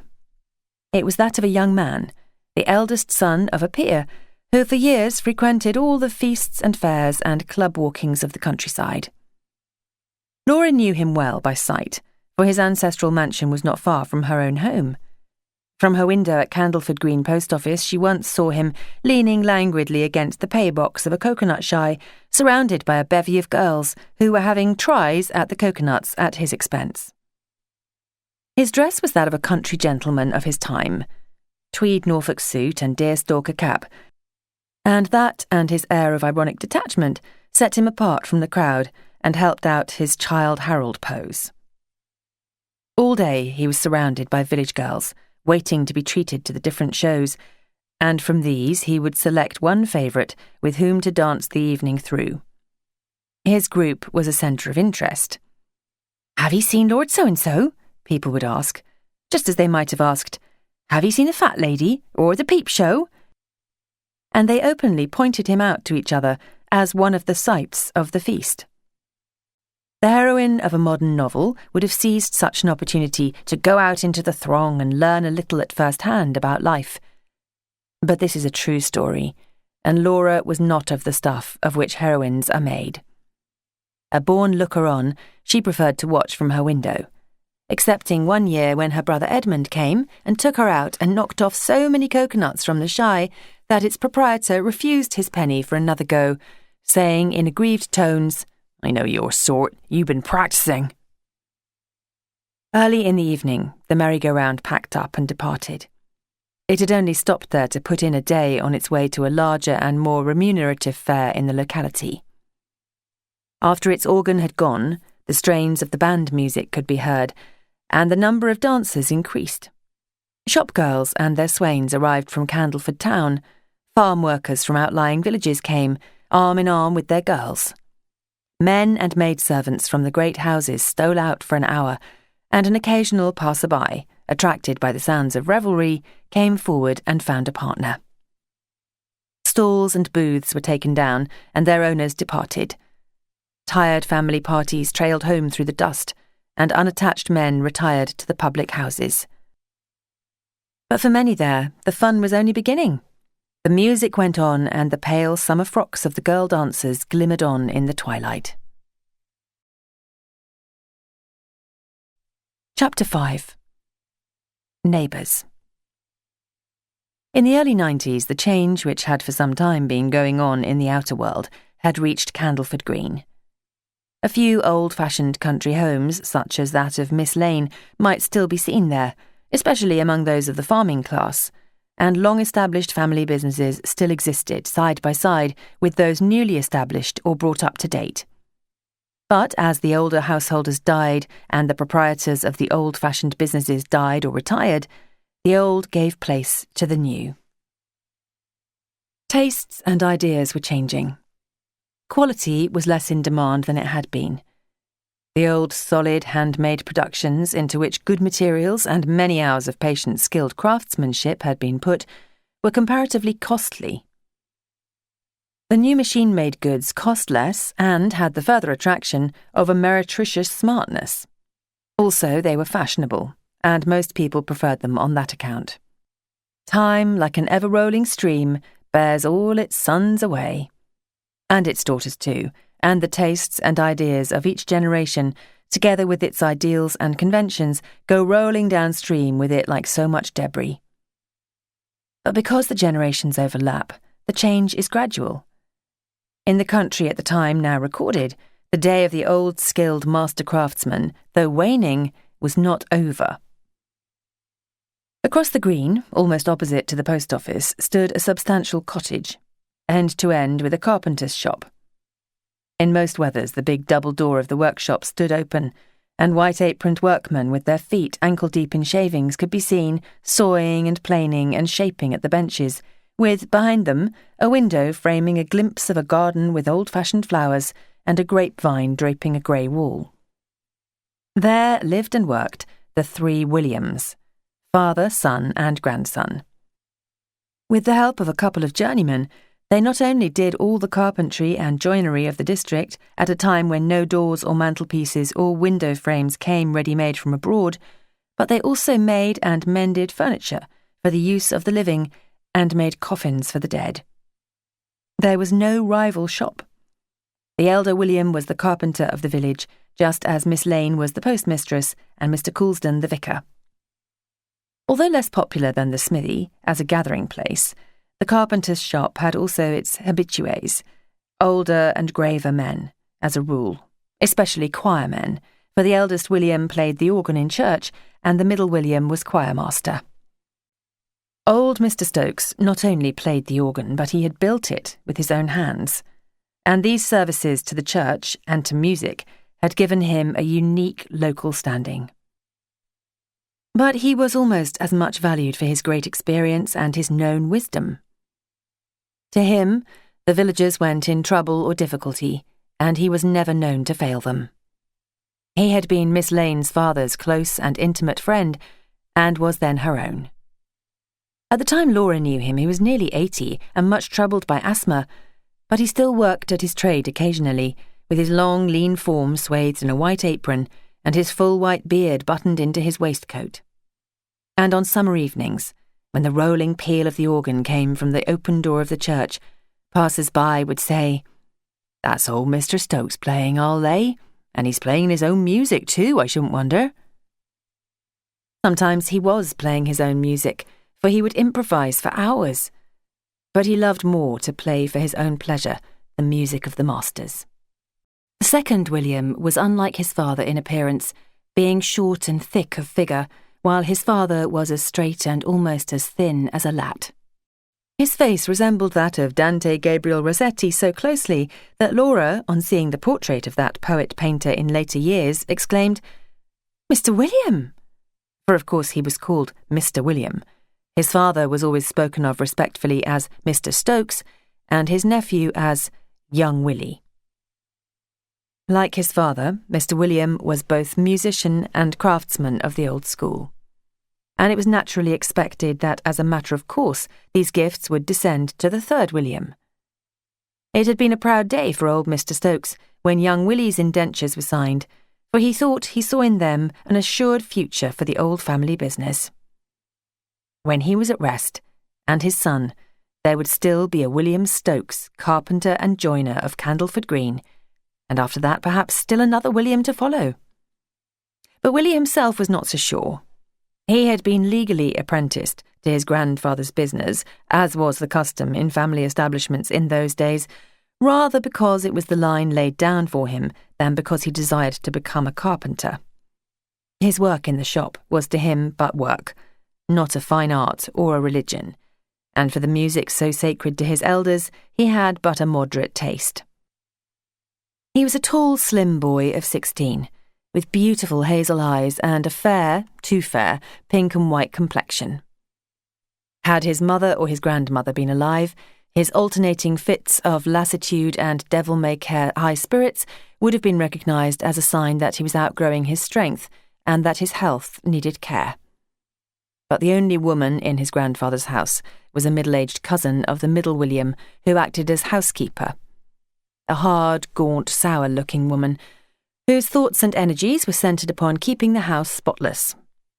When the front door of their house was opened upon the small bare hall, with its grandfather's clock and oilcloth floor covering patterned with lilies, an intruding nose was met by the clean, cold smell of soap and furniture polish.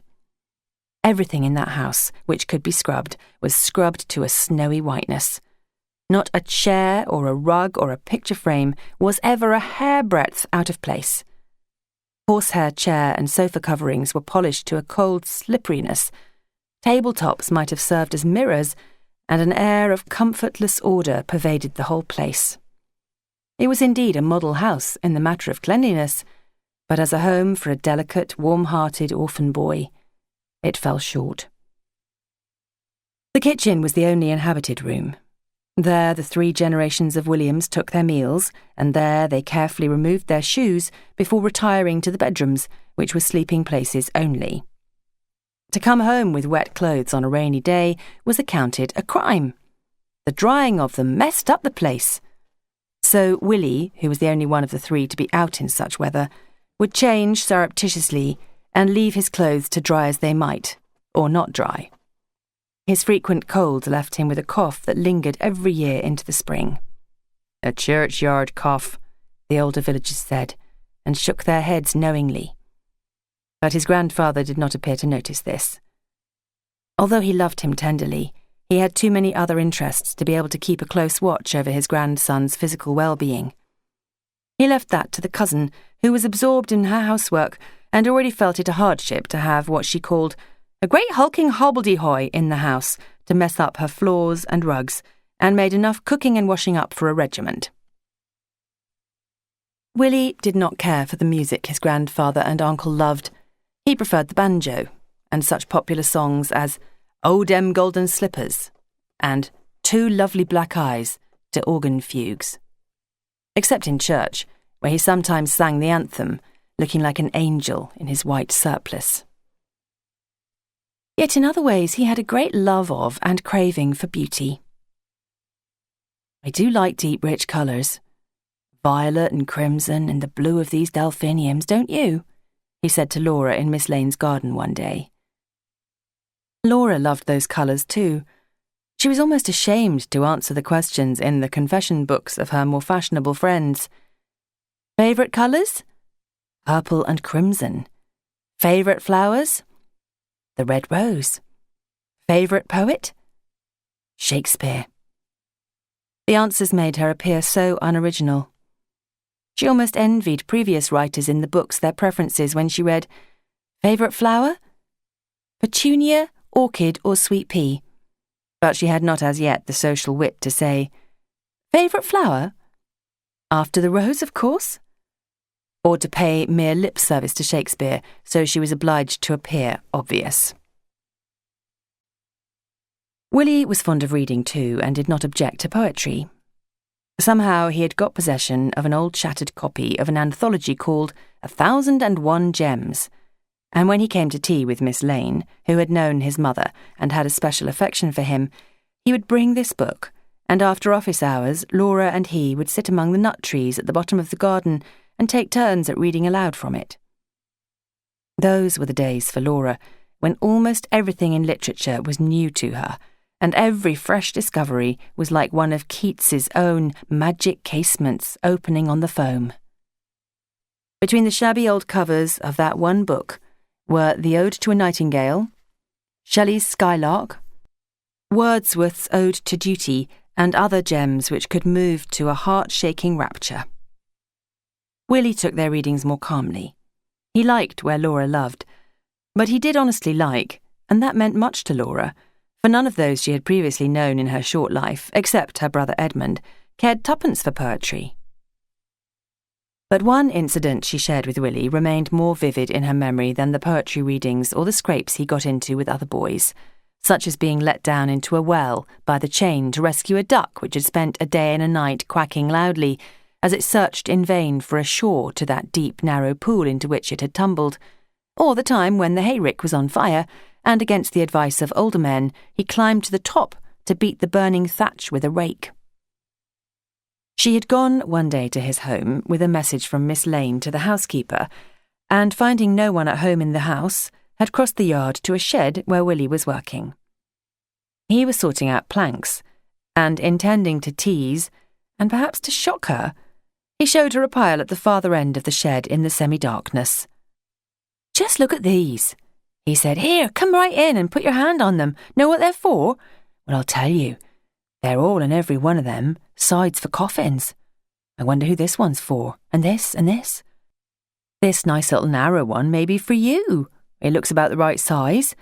And this one at the bottom," touching it with his toes, "may be for that very chap we can hear kicking up such a row with his whistling outside. They're all booked for somebody, mostly somebody we know, but there aren't any names written on them." Laura pretended to laugh and called him a horrid boy, but the bright day seemed to her suddenly to become dark and cold, and afterwards, whenever she passed that shed, she shivered and thought of the pile of coffin boards waiting in the half-darkness until they should be needed to make coffins for people now going happily about the green on their business and passing the shed without a shudder. The elm or the oak which had yet to make her coffin must then have been growing green somewhere or other, and Willie had no coffin tree growing for him, for his was a soldier's grave out on the veldt in South Africa. He, the youngest, was the first of the three Williams to go. Soon after, the middle William died suddenly while working at his bench, and his father followed him next winter. Then the carpenter's shop was demolished to make way for a builder's showroom with baths and tiled fireplaces and WC pans in the window. And only the organ in church and pieces of good woodwork in houses remained to remind those who had known them of the three Williams. Squeezed back to leave space for a small front garden, between the stores and the carpenter's shop was a tall, narrow cottage with 3 sash windows, one above the other, which almost filled the front wall. In the lowest window stood a few bottles of bull's-eyes and other boiled sweets, and above them hung a card which said, "Dressmaking and plain sewing." This was the home of one of the 2 postwomen who every morning carried the letters to outlying houses off the regular postman's beat. Unlike her colleague, who was old, grumpy and snuffy, Mrs. Macy was no ordinary countrywoman. She spoke well and had delicate, refined, if somewhat worn features, with nice grey eyes and a figure of the kind of which country people said, "So-and-so'd manage to look well dressed if she went round wrapped in a dishcloth."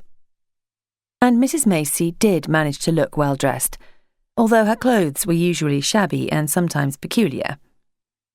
For most of the year on her round, she wore a long grey cloth coat of the kind then known as an ulster, and for headgear, a man's black bowler hat draped with a black lace veil with short ends hanging at the back. This hat, Miss Lane said, was a survival of a fashion of 10 years before. Laura had never seen another like it, but worn as Mrs. Macy wore it, over a head of softly waving dark hair, drawn down into a little tight knob on the neck, it was decidedly becoming. Instead of plodding or sauntering country fashion, Mrs. Macey walked firmly and quickly, as if with a destination in view. Excepting Miss Lane, who was more of a patron than a friend, Mrs. Macey had no friends in the village. She had been born and had lived as a child on a farm near Candleford Green, where her father was then bailiff. But before she had grown up, her family had gone away, and all that was known locally of 15 years of her life was that she had married and lived in London. Then, 4 or 5 years before Laura knew her, she had returned to the village with her only child, at that time a boy of 7, and taken the cottage next to the stores and put the card in the window. When the opportunity offered, Miss Lane obtained for her the letter carrier's post, and with the 4 shillings a week pay for that, a weekly postal order for the same amount from some mysterious organisation, the Freemasons, it was whispered, but that was a mere guess, and the money earned by her sewing, she was able in those days, and in that locality, to live and bring up her boy in some degree of comfort.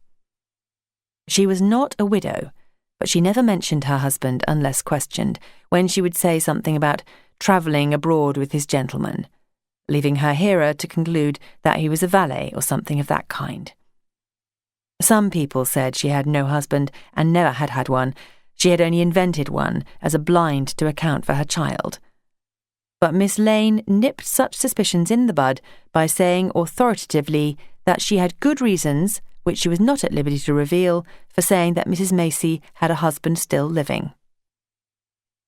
Laura liked Mrs. Macey, and often crossed the green to her house in the evening to buy a screw of sweets, or to try on a garment which was being made or turned or lengthened for her. It was as cosy a little place as can be imagined.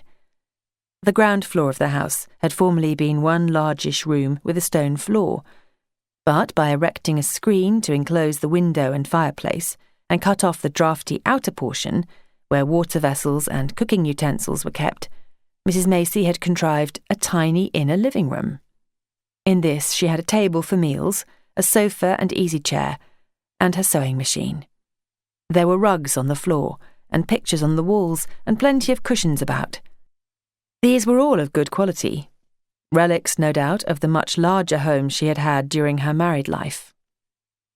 There Laura would sit by the fire and play Ludo with Tommy, with Snowball the white cat on her knee, while Mrs. Macey, on the other side of the hearth, stitched away at her sewing. She did not talk much, but she would sometimes look up, and her eyes would smile a welcome.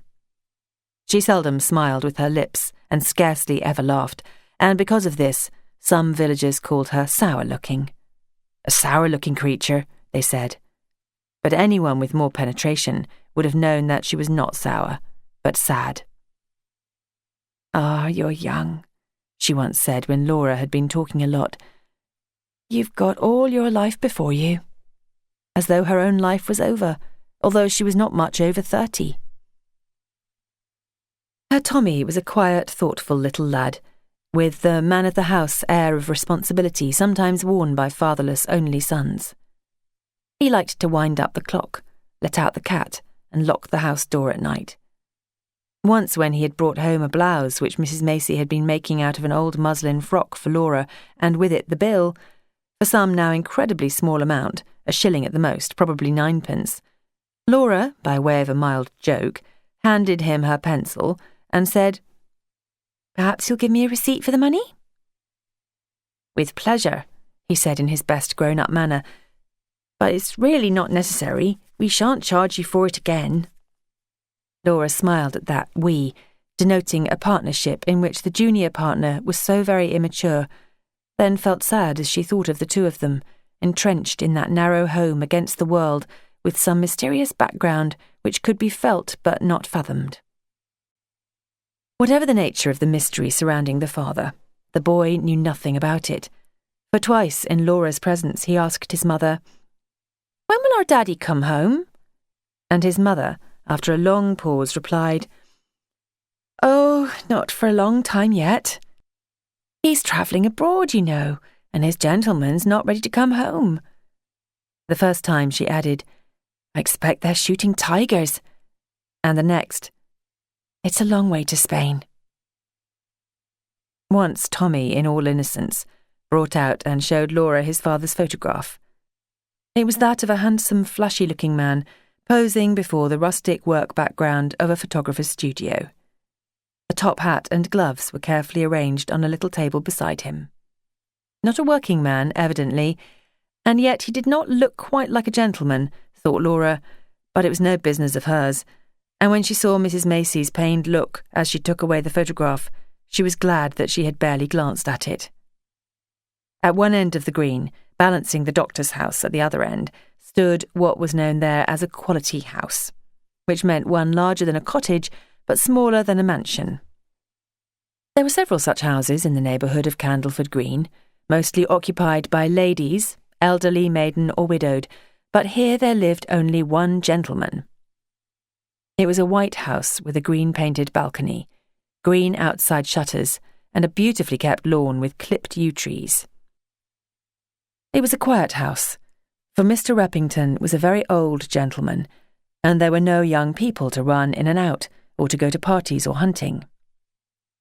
His maidservants were elderly and uncommunicative, and his own man, Mr. Grimshaw, was as white-headed as his master, and as unapproachable. Sometimes on summer afternoons, a carriage with champing horses, glittering harness, and cockaded coachman and footman would stand at the gate, while from within, through the open windows, came the sounds of tinkling teacups and ladies' voices, gossiping pleasantly, and every year at strawberry time, Mr. Reppington gave one garden party to which the local gentlepeople came on foot, because his stabling accommodation and that of the inn was strained to the utmost by the equipages of guests from farther afield. That was all he did in the way of entertaining. He had long given up dining out or dining others on account of his age.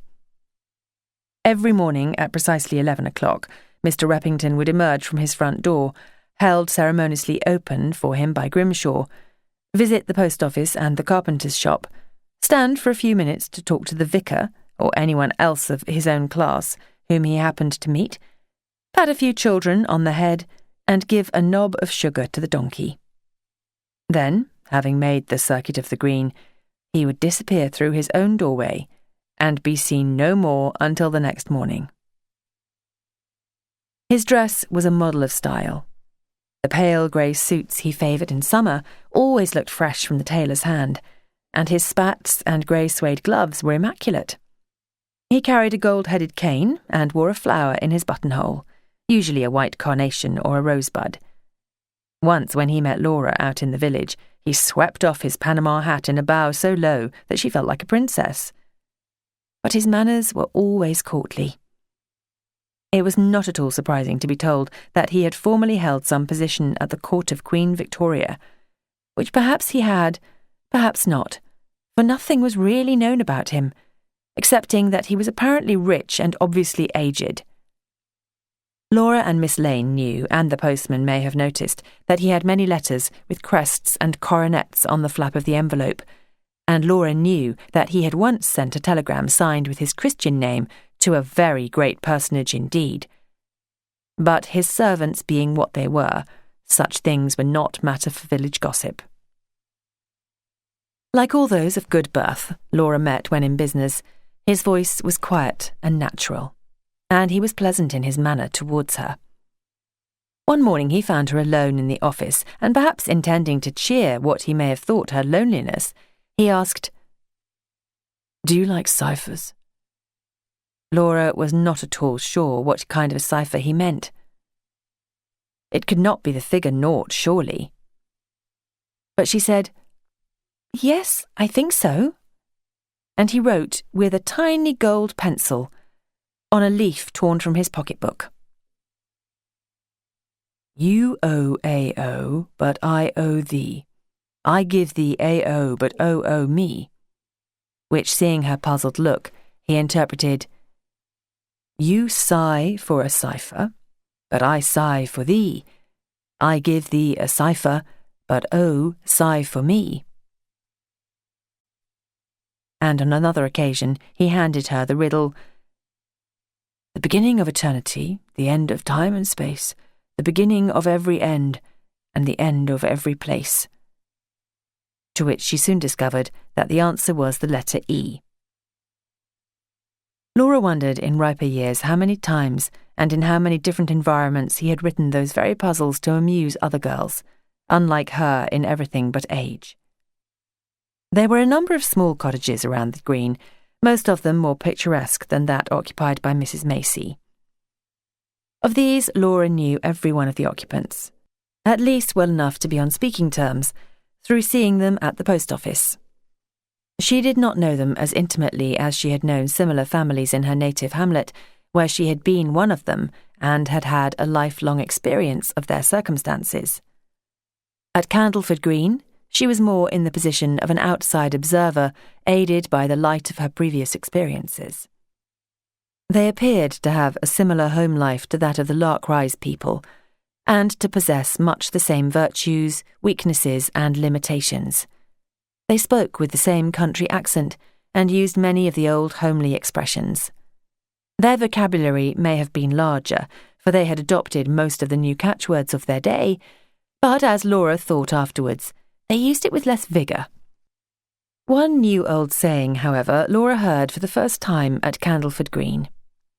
It was used on an occasion when a woman, newly widowed, had tried to throw herself into her husband's grave at his funeral. Then someone who had witnessed the scene said dryly in Laura's hearing, "Ah, you wait. The bellowing cow is always the first to forget its calf." The Candleford Green workers lived in better cottages, and many of them were better paid than the Larkrise people. They were not all of them farm labourers. There were skilled craftsmen amongst them, and some were employed to drive vans by the tradesmen there and in Candleford town. But wages for all kinds of work were low, and life for most of them must have been a struggle. The length of raised sidewalk before the temptingly dressed windows of the stores was the favourite afternoon promenade of the women, with or without perambulators. There, the Rage or the Latest, so ticketed, might be seen free of charge, and the purchase of a reel of cotton or a paper of pins gave the right of entry to a further display of fashions. On Sundays, the two Mrs. Pratt displayed the cream of their stock upon their own persons in church. They were tall, thin young women, with frizzy Alexandra fringes of straw-coloured hair, high cheekbones, and anaemic complexions which they touched up with rouge. At the font, they had been given the pretty old-fashioned names of Prudence and Ruth, but for business purposes, as they explained, they had exchanged them for the more high-sounding and up-to-date ones of Pearl and Ruby. The new names passed into currency sooner than might have been expected, for few of their customers cared to offend them. They might have retaliated by passing off on the offender an unbecoming hat, or by skimping the sleeves of a new Sunday gown.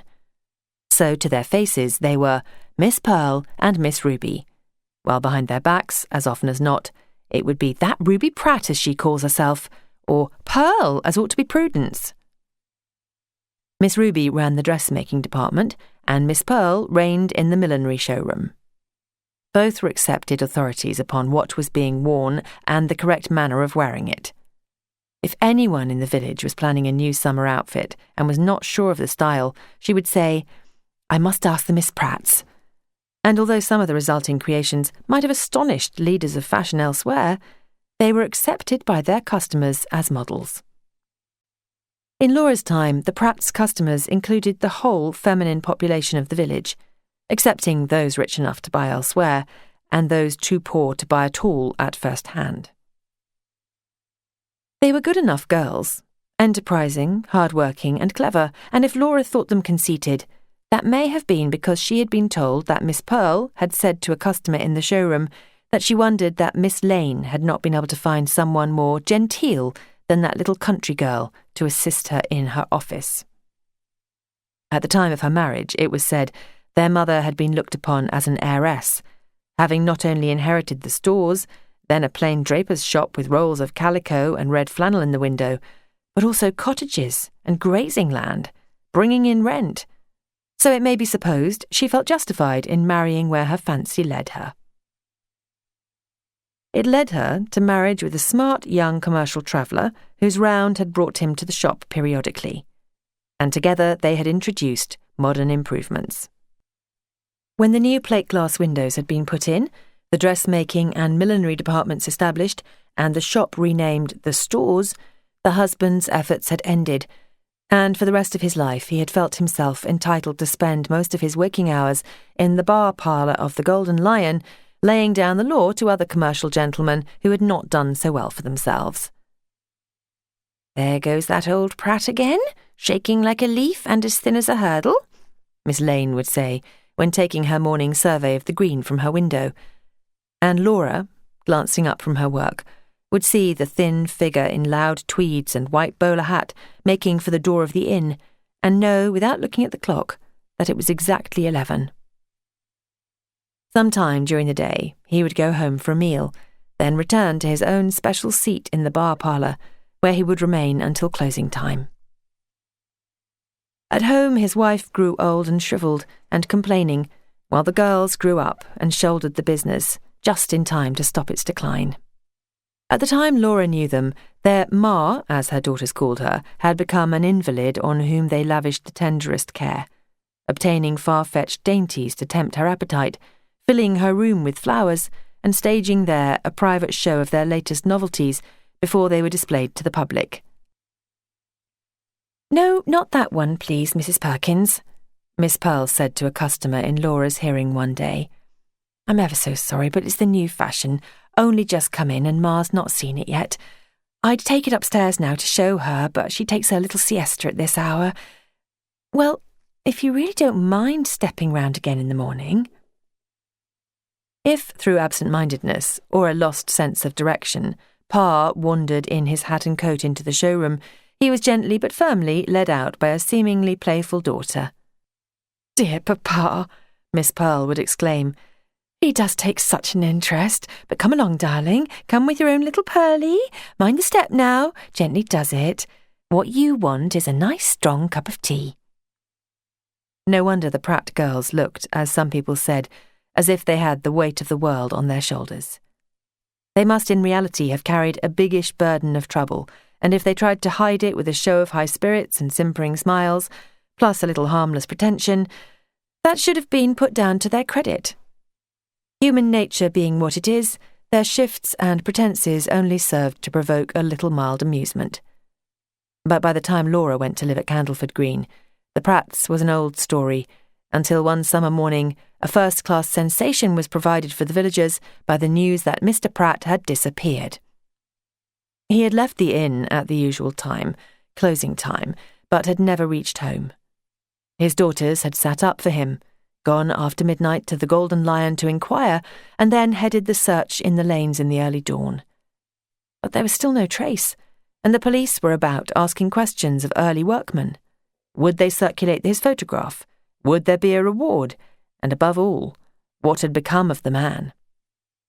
Thin as he was, he couldn't have fallen down a crack like. The search went on for days. Station masters were questioned, woods were searched foot by foot, wells and ponds were dragged, but no trace could be found of Mr. Pratt, dead or alive. Ruby and Pearl, their first grief abating, took counsel with friends as to whether or not to wear mourning. But no, they decided, poor Pa might yet return, and they compromised by appearing in church in lavender frocks with touches of mauve, half or perhaps quarter mourning. As time went on, the back door, which so far had been left on the latch at night in case of the return of the prodigal father, was again locked, and perhaps when alone with Ma, they admitted with a sigh that all might be for the best. But they had not heard the last of poor Pa. One morning, nearly a year later, when Miss Ruby had got up very early, and the maid, still being in bed, had herself gone to the woodshed for sticks to boil a kettle to make tea, she found her father peacefully sleeping on a bed of brushwood. Where he had been all those months he could not or would not say.